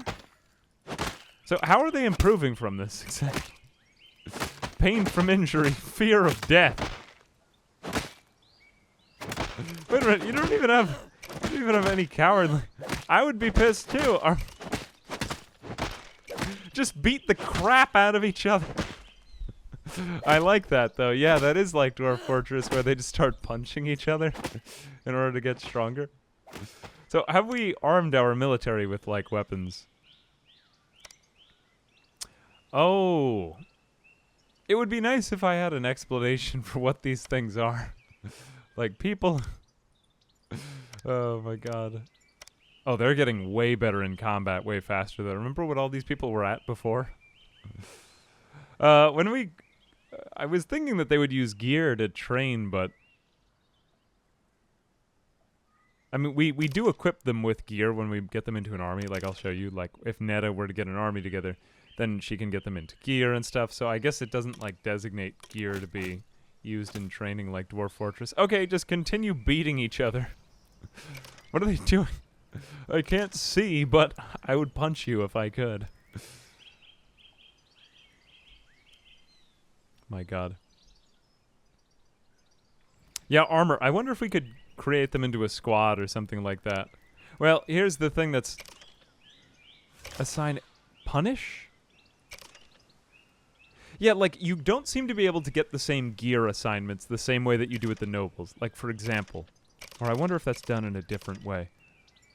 Oh, wait a minute. No. Where was it? Dynasty. So we could designate that nobles should be wearing armor all the time. Let's see if Netta could wear armor only because she's training them. I'm guessing that this would affect only things like if people plot to kill me. Like I'll be in armor all the time. I think that kind of designates her as the military commander, though. Or at least the trainer. She's more like the drill sergeant. Move. Yeah, there's not really anything that says, like, wear armor while you are training. Barracks, army. Now, I'll also add to that, if we create an army, and I'll just do this really quick with, like, 1 or 2 of them. Let's have them wear this. Okay, you can come into the army, you can come into the army, and you can come into the army. If we create this squad, what they'll do is they'll get ready for a raid. So right now, 1, 2, 3 people all just showed up by Netta. Like, they aren't going to train all day. They're just going to stand there. So I'm going to have to disband them. One of the guys... Actually, are you in armor? Okay, so yeah, see, he just put back his armor. So they use the armor when they must for their, like, expeditions. But they don't seem to wear it in daily training.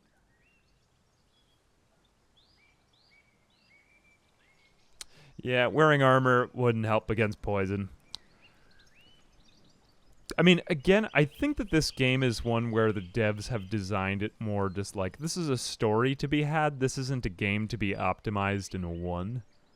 So I think a lot of it is like laden with traps that you could potentially fall into and make horrible mistakes with. We do want a decent production bonus, so I guess let's have Hrothgar here again. He seems to have been able to give out orders to everyone else. Are we all going to gradually starve? Now, we aren't making enough food for our society. We are going to just buy some food from the trader. Let's have Nona trade. Oh no, the trader is running away. Never mind. Whoops. Oh no! Now we are running into more of the problems that I would say. Yeah, I just legitimately don't know where to go with some of them. We could start to get, well, we do have a lot of grain. Okay, let's try upgrading the mill. Okay, let's give this a shot. Maybe this will work. Yeah, I find that the population tends to become, let's say, unsustainable. Rather fast. Like, oh, we just don't have enough food. Although now I'm realizing we do have 549 rye. We've done a pretty good job with the rye. We just need to be processing it faster. Okay, that's good. Let's see what else. We could also probably get... I think hops. We could have another thing of hops then, if this is the case. Okay, that way we can get more, like, alcohol. Keep everyone happy, because the main thought that I'm getting is moderate fatigue, and Holy Sophia has forsaken me. Also, are we able to build a temple yet? Housing, army, services. Okay, cool. Temple here. This building, one of the lords needs to study the corresponding knowledge. I don't think we're going to have the resources to do this yet, but let's go ahead and check out our knowledge. We will have, who has a lot of free time on their hands? I guess Nona is pretty intelligent. We could have her learn it so that we could build the temple. Better economical construction with wood. I wonder, is anyone smart enough to learn this yet? Maybe Nona would have been. Let's just leave it at that. That's a little bit more urgent to me. Oh, though that might be useful with the field. Yeah. Yeah, it feels like you have to wait for a while. Then it starts performing the task. Teach. Dara ingratiated. Is ingratiated... I can't remember whether that's good or bad. Ingratiated? That's disgusting. Oh yeah, where do we get their relationship? No, not there, not there, not there. Okay, cool, we got the tribute. Ingratiated. It's good. That sounds good, like grace. Gratio. Gratias agere. To give thanks. Okay, Hrothgar, shaking his fist, make more beer. I'm a thirsty boy. Okay, good. Netta, why are you upset? Why is she upset? Mild hunger, sexual desire, homeless, fatal fatigue. Okay, yeah, this is why we need to get more beer in our society. Now, they want, like, fine ale, flavorful ale. Although we're really just not going to get that for a while. We need, what is it, herbs, I want to say? Oh, actually, we could get the herbs.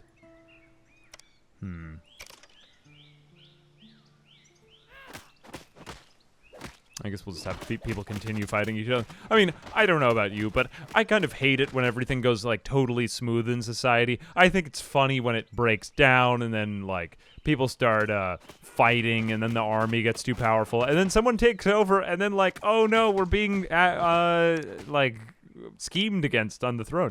Oh, wait a minute. I need to order more of this. My bad. Thank you. Now that we've finally got this thing up and running. Let's make sure we always have 80 beer. And then moonshine isn't really as important, but let's just say like 10 just in case. Do you have any moonshine available? No, we have no beer in moonshine. So we can... This is helpful how it like aggregates bad feelings. I do sometimes wish that Rimworld did this in rather large colonies because it's like, oh, I don't need to know about everyone individually, but yeah, like it would be nice to know that everyone is getting very tired. Like, that does seem like an interesting and new addition. I like the way that this game has kind of taken the Rimworld formula and applied it to managing a larger society and done it in a fairly, like, streamlined way. And you do get a lot of interesting motion. The game is very readable in that sense. Because a lot of people have come into the stream and sort of, like, I'm getting a lot of people's knee-jerk reaction is sort of like, oh, like, this looks like Rimworld. And it's, it does graphically in some ways, but also, too, I think that it is adding and changing the gameplay in other meaningful ways.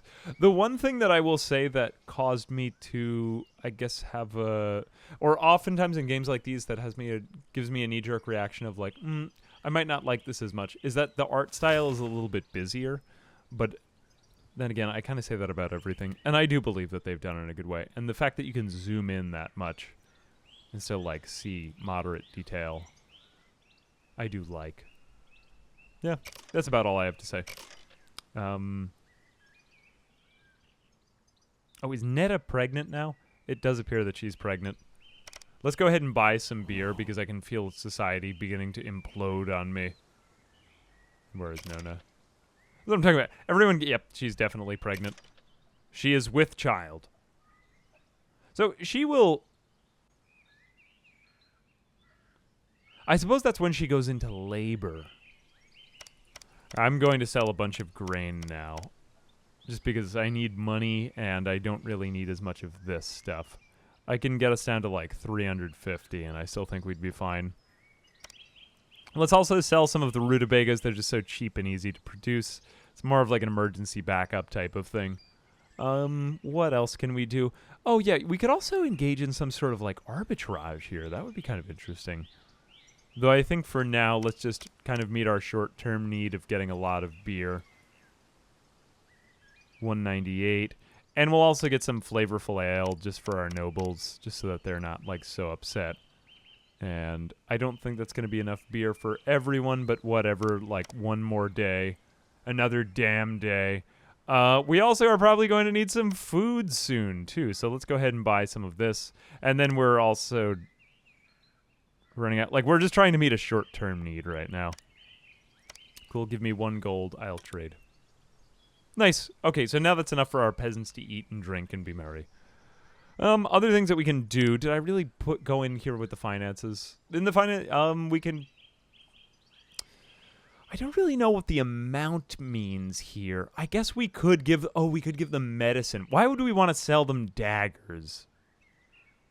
That just seems like a bad idea to start selling your peasants daggers.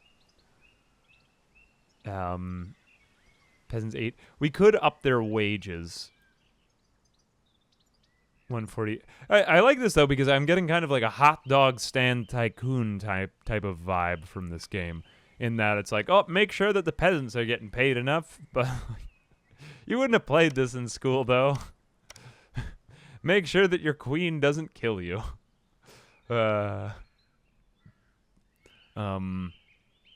Rutabagas are a pretty good alternative. Oh, that's why people haven't been starving. No, they're just miserable and they're eating rutabagas. I think that's fine. Let's give our peasants a little bit of a raise. Oh, we could basically cause inflation in our own economy. I hadn't really thought of that. If we make things cost more and we pay our peasants more, we've sort of inflated the economy. I'm just trying to think of, would that be, could we sort of engineer that? I hadn't really thought of this. I am going to have to get back to you on that. No, I mean, we're not just creating value out of nothing because we need to get the gold from somewhere to begin with. So we can't really cause inflation. Like, okay, I'll say that. You can't really cause inflation with a real currency like that. It depends on fiat currency. But yeah, like, I guess if we increase the transaction velocity, we might somehow be able to, like, command greater sums. I don't know. Maybe I'm just totally off base right there. We would also need to be just bringing in more resources, which I guess that just means that our economy is doing better in the first place. So, all right. Okay, so now we are actually at a positive net gain of resources. Okay, I'm beginning to notice, though, that now we're getting just too many people. Now, this is where we're starting to get the game behaving more like Crusader Kings. Obviously, so Crusader Kings is more like, it's less about the nitty-gritty in society, so now people are kind of, like, there are necessarily going to be too many heirs to the throne. We're going to need to select one who we are going to kind of want to play as next, and then make sure that we get rid of the others. Like, Bjorn has been a great brother to me. You know, loyal, helpful at managing our society. We've grown our economy, our riches. Netta, potentially better than Nona at this. Although I'm beginning to notice that the fertility in this game is just really high. Netta has also been helpful for managing society. Nona has been useful for being loyal and having a lot of kids and doing a lot of gambling. And she could fight too, right? No, she's anxious. Sorry. Got that mixed up. The child, now we should ask ourselves, do we like this child? And that is a question that I think we all ask ourselves when we play Crusader Kings. Do I like my child, or do I want to disinherit him? Management, teaching, combat. I mean, she is getting better in some ways. Let's really try to concentrate on developing one child. We'll have a lot.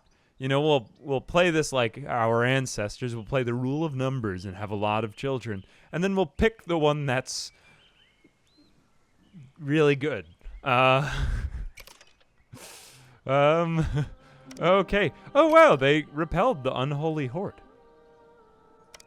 Oh, I ignored a demand vassalage offer. I do sometimes wish that the game would be a little bit more visible with this. Sometimes people offer to vassalize you. And, like, if you... Yeah, Air Elf is not happy about this. Like, oh, cool, you beat the bandits, but we think we're so much better than you. He has, like, 6 more people living in his society. I gotta say, I think that they're a little bit aggressive, some of the NPCs. They're like, hey, like, we could subjugate you. Would you like to be subjugated? But I don't know. Maybe that's the way they did it in medieval times. Really, the Dark Ages. Yeah, we're not even in medieval times. This is just the dark... It is just the Dark Ages. Dara not learning. Oh, no. Dara has not been receiving any education. Oh, no. What will we do? Let's keep educating her. Although everyone who was teaching her is now, like, pregnant and about to give birth. I wonder how we would manage... See, I might not get perfectly into this at this point, but let's just go ahead and see. Say, for example, that we didn't want someone to exist anymore. Hypothetically. how would we handle that? Like, is there a way to... I think you can do... Can't you do that in Crusader Kings? Like, you could just have people, like, try not to have children. Either that, or what was the religion where you could have multiple spouses? It's like natural Catholicism. Like, which was just have as many kids as possible in Ireland. Which is basically my ancestors. I can't remember. What was it called? Assassinate, expel, or make them a general. Oh, there is that. Yeah, there's a lot of ways that you could do that in Crusader Kings. Like, okay, here, you're my vassal. Or go off to war. Or like, hey, I'm going to marry you off to another family. Please go away. I think we could even go a little bit more in that direction. Because there's some of these people I'm like, yeah, like, I don't really want you. I don't want you around. And it becomes too many relationships to manage, you know? It's like, let's just focus on this one dude. That's why Crusader Kings, it always starts out well. You know, and then it just gets crazier and crazier. It's like Alexander the Great. Okay, great. Dara is still learning. Let's just get Netta really good at everything, though. Oh, she's teaching Nona. Oh, whatever. Yeah, it's kind of getting more Crusader Kings here, though, on me, I would say. So now that our nobles are fairly well managed and they're getting good at things, they're starting not to like each other as much. We don't have as much time for each of them individually. They're becoming more unhappy. But in the meantime, too, our armies are growing, and that should also cause us to be getting more resources. You know, we've got more people to feed.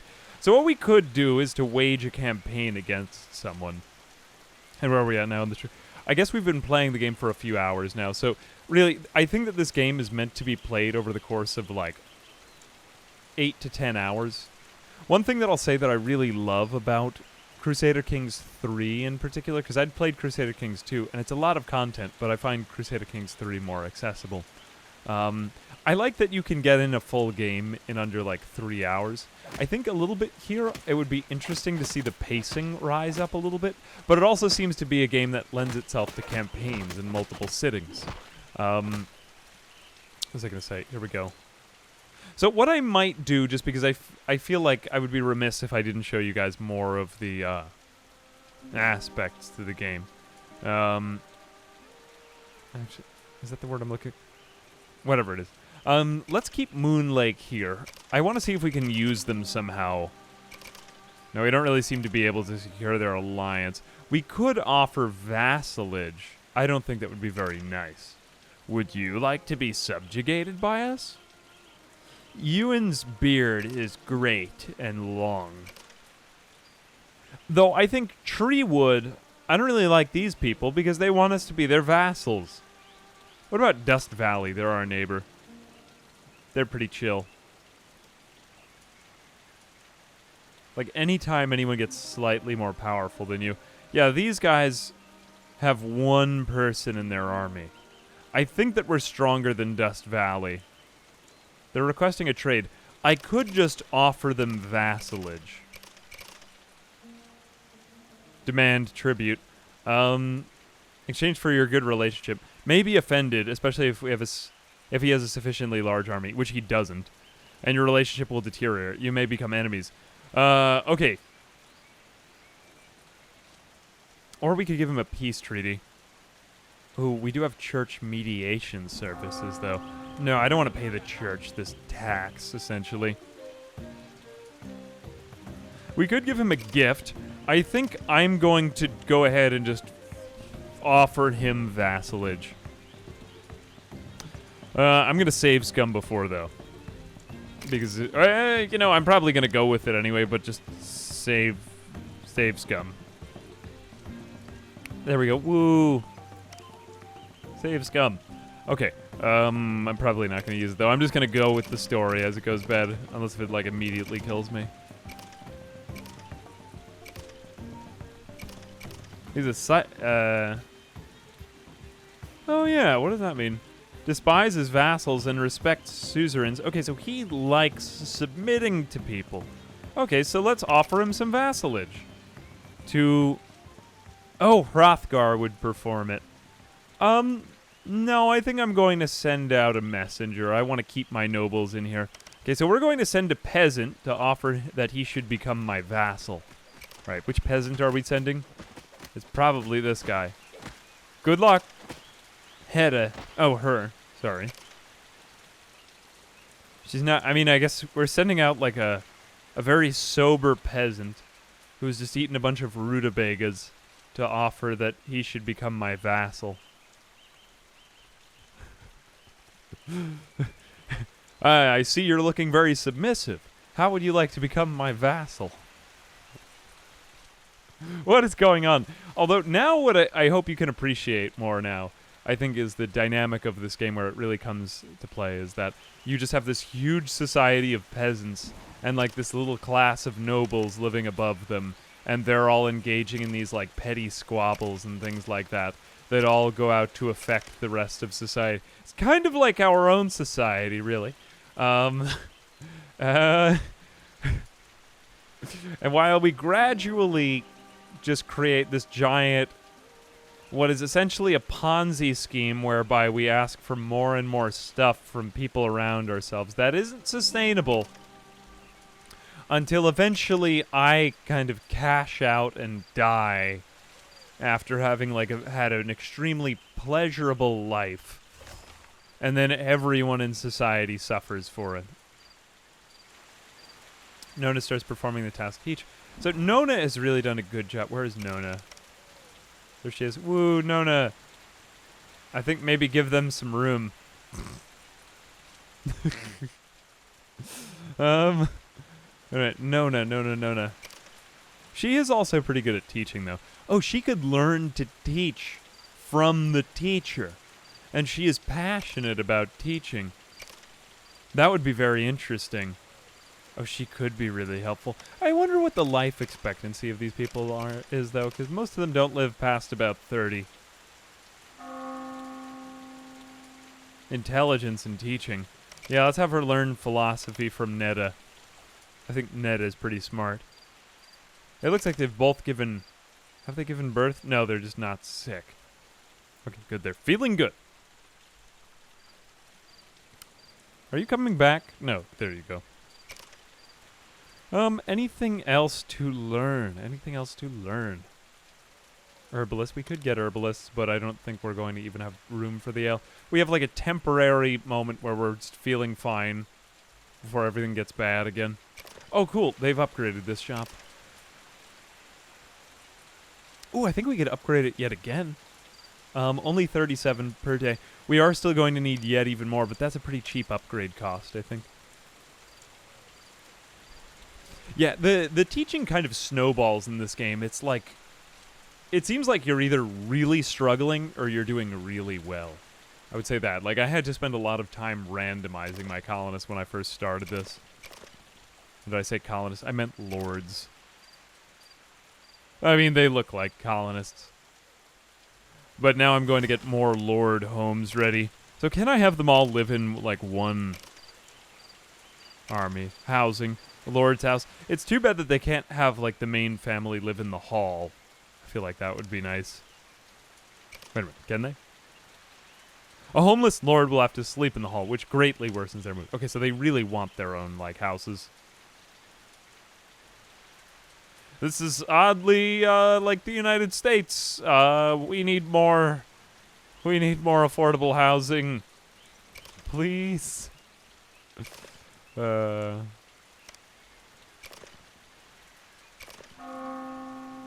Like, what's tricky about housing in the U.S. today? Well, aside from everything, it would be nice if there were options at living in places where it were like a community system, where you didn't essentially have to pay teeth to some mega rich landlord. But I guess that's like what you give up, you know. Like houses, I'm not gonna get into this. Like, basically, you're essentially still paying rent, even if you own, like, a nice condo in a lot of areas. It would be nice if there were more ownership establishment. I guess townhomes are sort of like an alternative. Nona thanked Hrothgar. I don't know. I'm just trying to solve problems here for my computer. Zelvane, thank you very much for the prime. The problem is having anywhere to live in together in the first place. We should all just live in one big cardboard box. Wouldn't that be nice?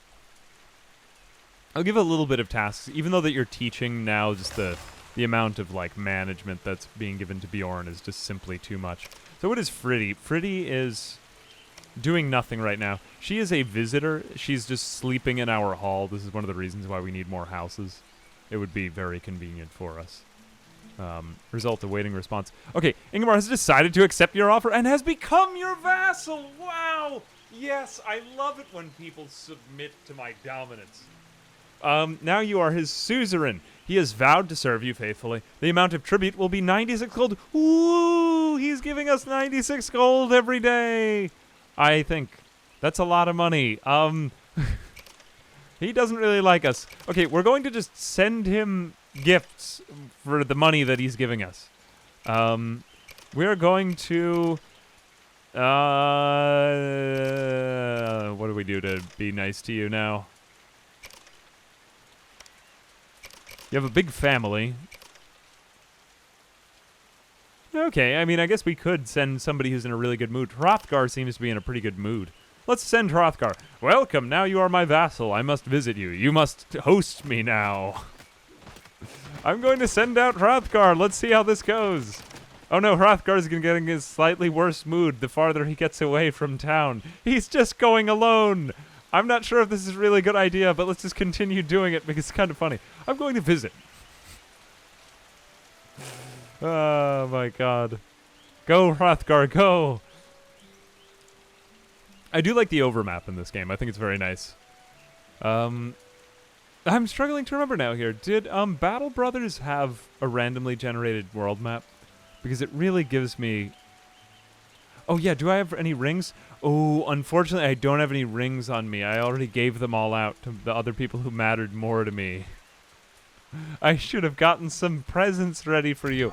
Oh well, I'm just hoping that since I have such good manners... I do have pretty good manners. Yeah, I have 11 manners. Like above average manners. I hope that will be okay. Alright, society continues to grow, and we don't actually have room for people. Now, society will just continue growing, and then people will just sleep outside if you don't have enough of everything, so... Yeah, that happens. What other stuff is there? One thing we haven't encountered yet, which I did encounter in my last game, is sometimes a noble will just, like, sort of spontaneously learn to interact better with, like, will learn to be more efficient at the lumber mill, and then he can write a book about it. It hasn't happened to me yet in this game, but sometimes it happens. Right now it didn't, though, and that is not great. Alright, what else is happening?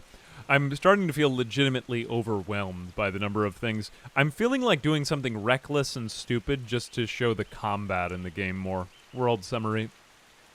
World summary. Some of the ooh, peasants actually leave. I hadn't noticed that. If they're homeless and not inebriated. Now, okay, no, this is... Wait, who was the child born to? Are these even our children? Contemplating destiny. Alright. Why have these people come to live with us? Netta is seriously ill, probably because of the childbirth. Bjorn was seduced. Oh no! By whom was he seduced? Oh, Jesus Christ! He was seduced twice?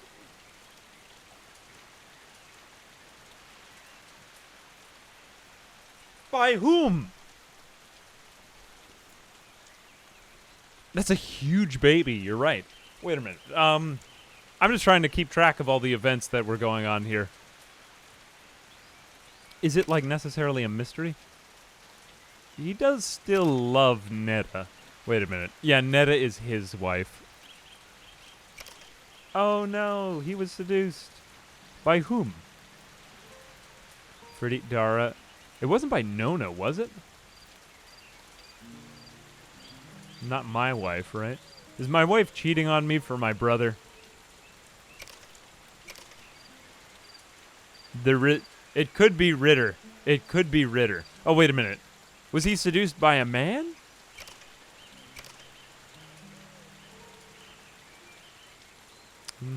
I can't honestly figure it out. Fritty. It could be, yeah, it could be Fritty. No, we have only +2 relation. It just says... Yeah, it does get really hectic managing all the needs. It's sort of like this is getting to be too many people. Like, we might have just had 2 people who were teaching each other to be really good managers. Now I'm realizing that my society is too large and overgrown. Let's just have Hrothgar continue on his jolly adventure over here. Now, what I do like about this game is that it's not really about win or lose. Like, CK3, I will always have an interesting game when I lose. Like, oh, it went well for one generation, and then my dumb son took over, and he messed everything up, and now everyone hates me. Like, and that's just kind of the way that CK3 goes. Now both of our wives are going to give birth at the same time. Hrothgar has arrived. Hrothgar's like, everything's fine at home. Probably. Maybe. Hopefully. There's a bunch of homeless people living outside now of the hall. And spilling into the hall, other nobles are visiting and seducing my brother. My brother is supposed to be managing everything, but he's basically just turned into a massive alcoholic. I gave him 25 rings, and he's still... through seduction. You don't even... this dude sucks. Although I guess, you know, like, he didn't get to be king, so he was, like, upset with that. I would probably be pretty upset if I wouldn't get to be the king. I'm not saying I would have done all the things that he did, but, you know, like, maybe we could extend him an olive branch for a moment. Maybe there's some sort of redemption. Hey, in the meantime, look, even though that I'm probably going to just kill my brother, I mean, take him out, Bjorn, I think we could have him write a book, although we don't have enough paper to write the book. So, all right, see you, Bjorn. We'll keep him around as long as he keeps society relatively functional. In the meantime, at least I'm spending my time at Dust Valley with this submissive man and getting money from him. Thank you for the money. I will be back as king to rule my people responsibly. Hopefully the fornicators will just go away. Oh, could I banish them? This is getting to be too many. Yeah, you have done sins.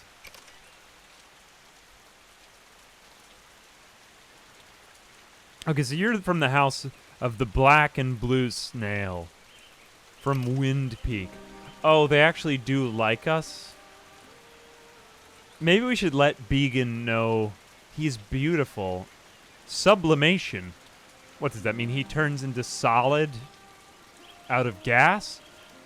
Tiredness from work is 3 times weaker, 20% higher chance of nervous breakdown. Does not suffer from lack of sex. Like, he is sublime? Wait, I don't understand that one. I don't think I really know about that. Resistance. This guy is, like, such a noble king. Wow, look at him. And he's sending fornicators over to us. You know, it must be that all the evil in his society... She's... Oh, my God! She's poisoning people. Wait, his son is Bjorn, too. What will I do with these people? Oh, he's already made it to the age of 41. Beautiful man. I mean, I do feel like I've gotten to the point where I'm just kind of having an interesting time observing society. Bjorn now loyalty. Dara can now read. Oh, cool. Okay, that's helpful. Let's keep collecting the tribute from these people. Yep, messenger. We'll use the last piece of paper to get the meat. Hopefully that will work. Oh, wait a minute. No, cancel that. Cancel that. We don't get the meat. That will keep the royals too happy. We need to keep all of society. It's sort of like, how much are we going to sacrifice the health of society just in order to keep my nobles happy? I'm honestly... Oh no, Hrothgar isn't happy. Come home. They must be treating him like crap over there. What are they doing? We don't really get any info on his mood. Just we know that he's still agnostic. He's sinned, and he made a cruel joke. He's also... I've actually noticed that he's become more bald as the campaign continues.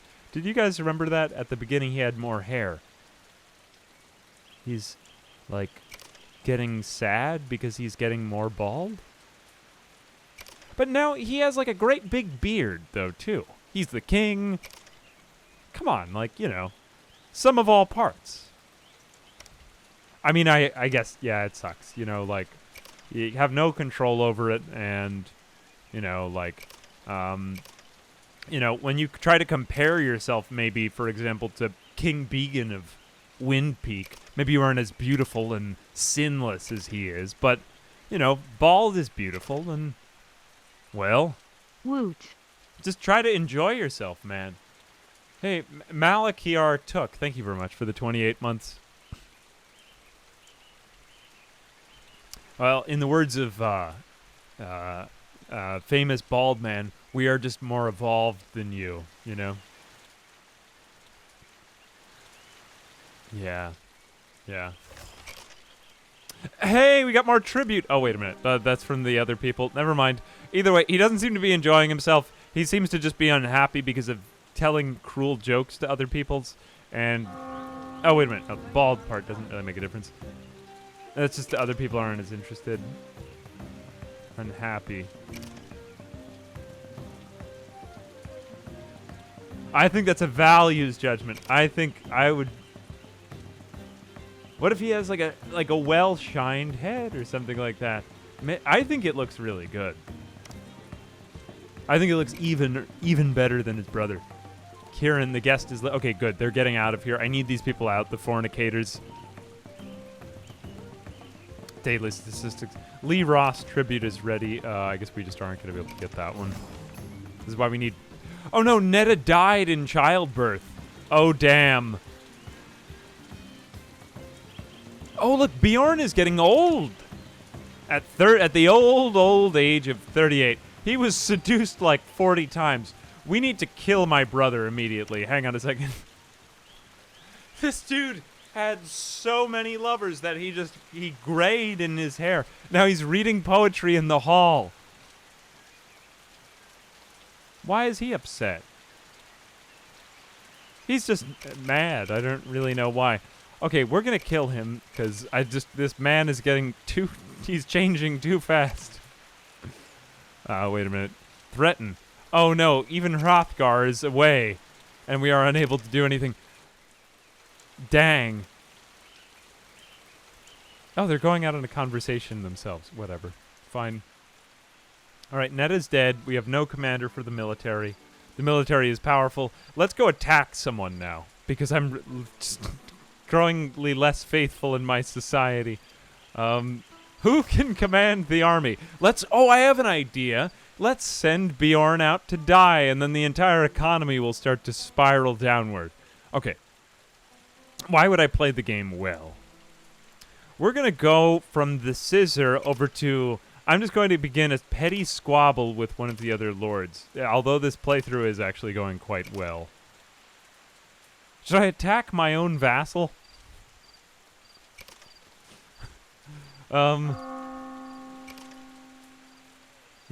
No. I think we'll attack Treewood. How many people do they have in their military? How many do we have? We have 6. They have 12. Our mighty military of 12 warriors. Oh no, everyone's military is stronger than ours. Oh, Great Mist is not that strong, though. We could offer them vassalage. Yeah, let's see if they want to be our vassal, too. Send out Bjorn. Okay, get rid of Bjorn for today. The economy, the factory must grow. Bjorn, hopefully you'll just be hurt out there. Actually, you know what? Nah, just attack him. Now let's try this, because I'm ready to end the stream, and I simply don't have much else to show about this game. I think it's a pretty good game. I don't know. I want to explore more of like the military and the... I want to automate the society under me, except for the issue that it keeps growing. and the nobles keep getting more and more jealous of one another. Although I think that's a familiar struggle to games like CK3. So I think I'm just going to attack these people for no reason. We'll plunder their city. We're going to create an army, and let's go ahead and hire some untrained warriors and mercenaries. Just because I do want you guys to see the combat in this game. I do think it's very cool. Let's just hire a huge army, because I think that this game does very well with pitched battles. Let's hire Bjorn, who is getting older and more faithless as time goes on. And we're going to put in not enough weapons for our army. We won't even hire the mercenaries, come to think of it, because we won't have enough time. Who is not strong enough? Okay, you two stay out of it. Oh, I guess he can't command as many warriors. Oh no, this is magnitude of morale bonus. Can you get more warriors than that? I'm not sure. But anyway, we'll just leave it at that. Oh no, there we go. We can get many warriors. Okay, we'll send 14 warriors over with not enough equipment. And then, what else? I guess we didn't really have time to hire all of the other people. Bjorn, oh whoops, we gotta make it again. 3, 4, 5, 6. 1, 2, 3. There we go. Okay, and then just hire everyone to join the army, especially the people who don't really seem very faithful and haven't trained enough. And we're going to create an army and go over there. Okay, so let's just do this, because I think this would be a grand and exciting way to end.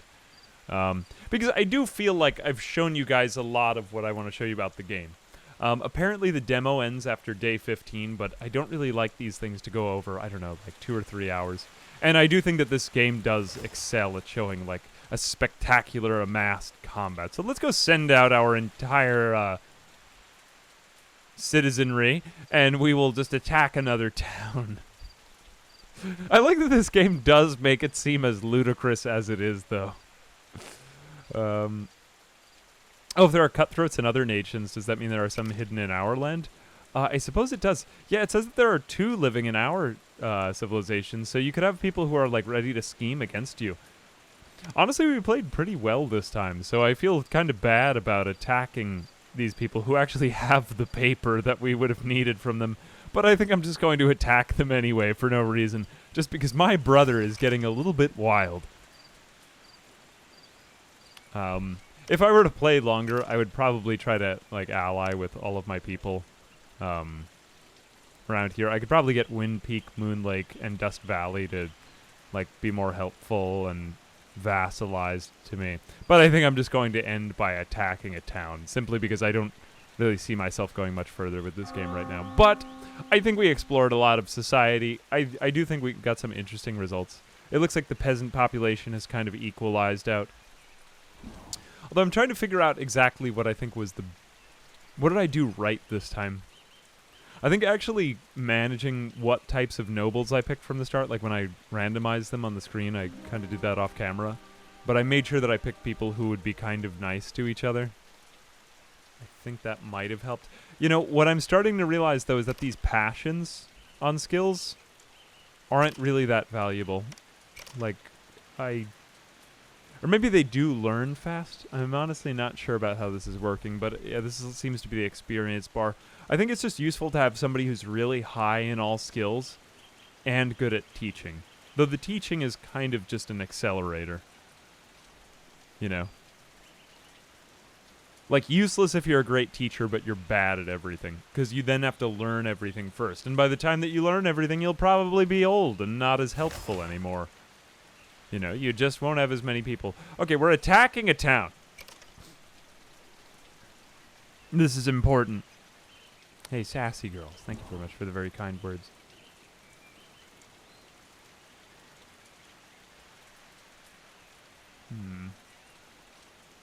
This is the demo from Steam. Yeah, actually, we are still on day 12. I guess you could play through the whole thing yourself if you wanted to. Up to about where we got... Let's go into battle, though.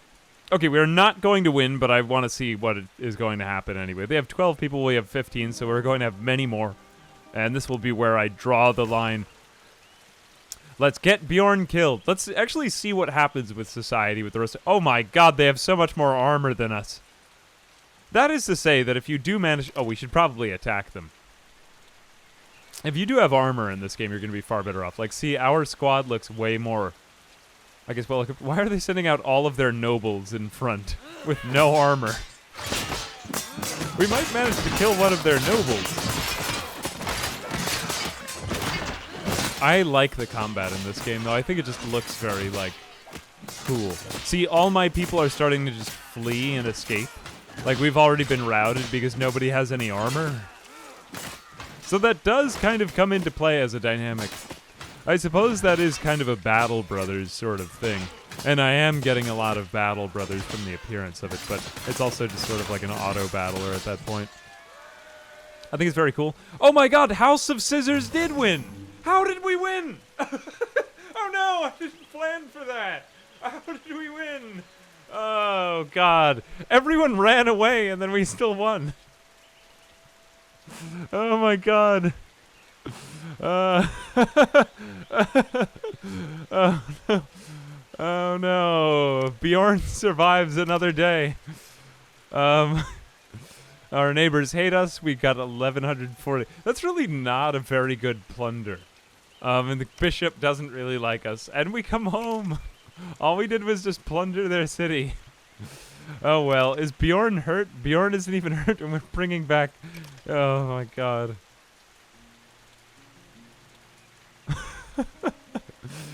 Alright, instead of being a tragedy, it was a comedy, I guess. Oh no, what will we do? Oh my god. I don't know, should we just figure out what happens with Bjorn?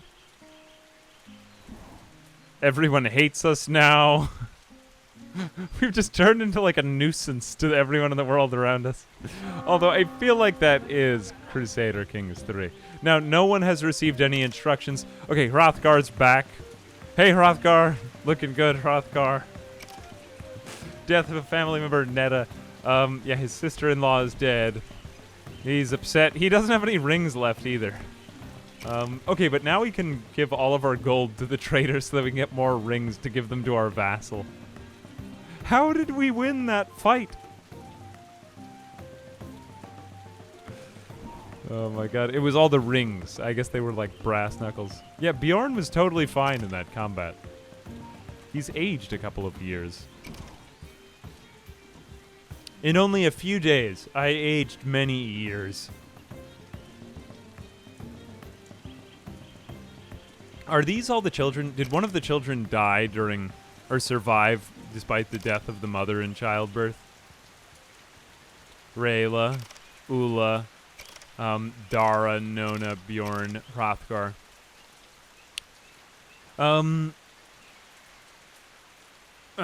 Primo. Oh, okay. So I'm beginning to see why primogeniture in the days of before hospitals existed. I'm not like saying, oh, awesome, primogeniture. Not so very amazing of me as I usually am. However, that being said, just now observing in the game the Dark Ages dynamic of the stuff you gotta go through when you have childbirth. I think they've done a pretty good job demonstrating how history has played out the way it has. All that being said, let's pay this guy for some more rings, because I think at this point, just getting more rings is really going to be the only chance that we have at survival, because I just hope that people like me. Let's just spend the rest of the money. We will give him all of our food for more rings, so that society breaks down, and people still like me. Because I still want to be more popular than my stupid brother. And I think that that's like a legitimate explanation. We'll also buy more paper, because that's always important. We don't have enough money for that, unfortunately, so we'll just give him more of our food. I think that's pretty good. You know, we had a good grain production going, though we weren't able to really process it very well. We'll take that. Take most of our food. We've given all of our food to the church. And now let's just start sending other people gifts. Bjorn has been seduced so many times, but we just keep sending him away. Maybe that is going to be the secret here. What about Nona? Just everyone have more rings. What about my own children? You can have your own children scheme against you, I suppose, right? Oh no, why are the peasants fighting in here? Oh no, this is a bandit. Nowist, this is the name of my former king. Trade for armor. Well, we seem to be doing so well without armor in contact. It's a good idea, though. Thank you for that. Thank you for having my best interests at heart. I really like this. This is reminding me of like the prison architect brawls that people get into.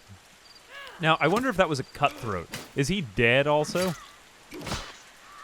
Wait a minute. Where are we being attacked? Oh, Jesus! Somebody came into the... Somebody's trying to assassinate me.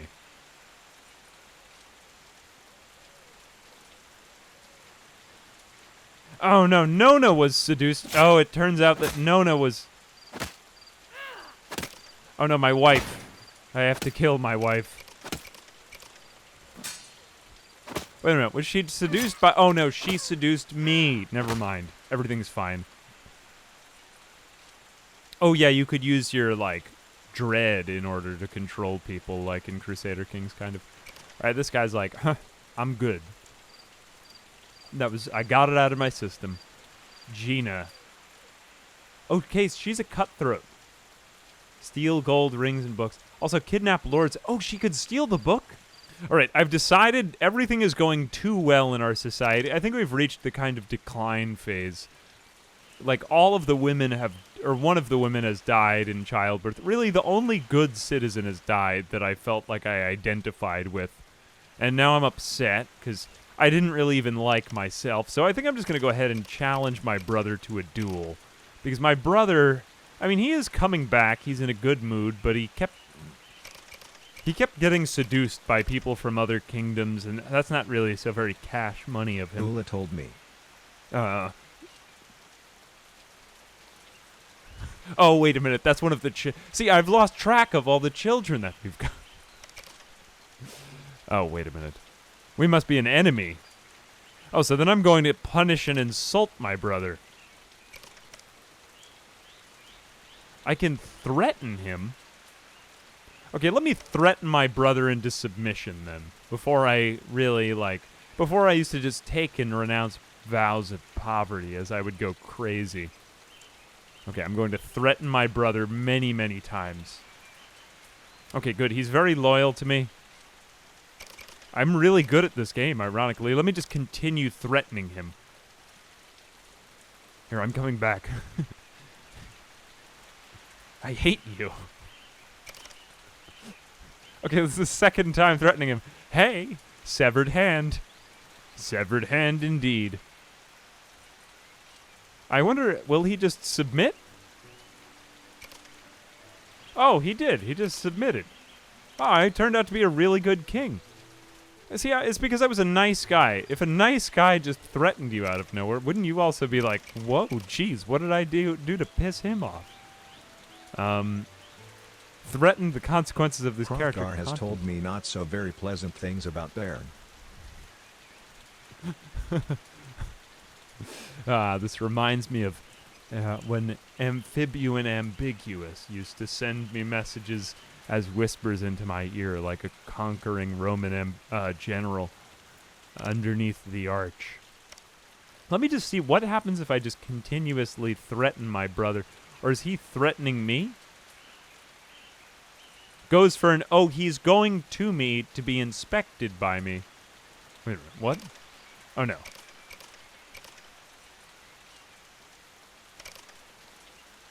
Must be an enemy. No, he's too loyal to me. He just rolls over because he's afraid.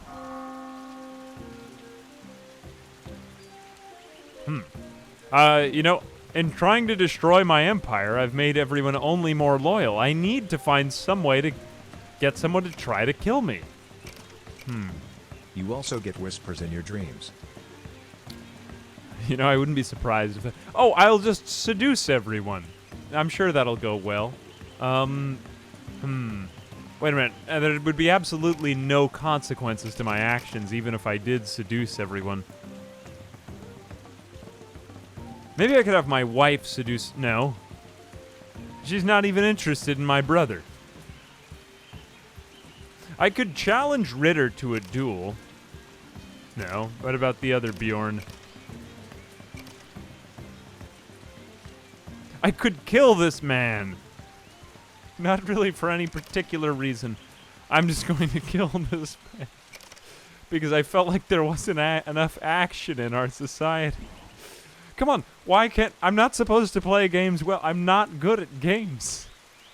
You guys know this. I just threatened the hell out of my brother. And now I'm going to kill a man for no reason. Unlocking the door.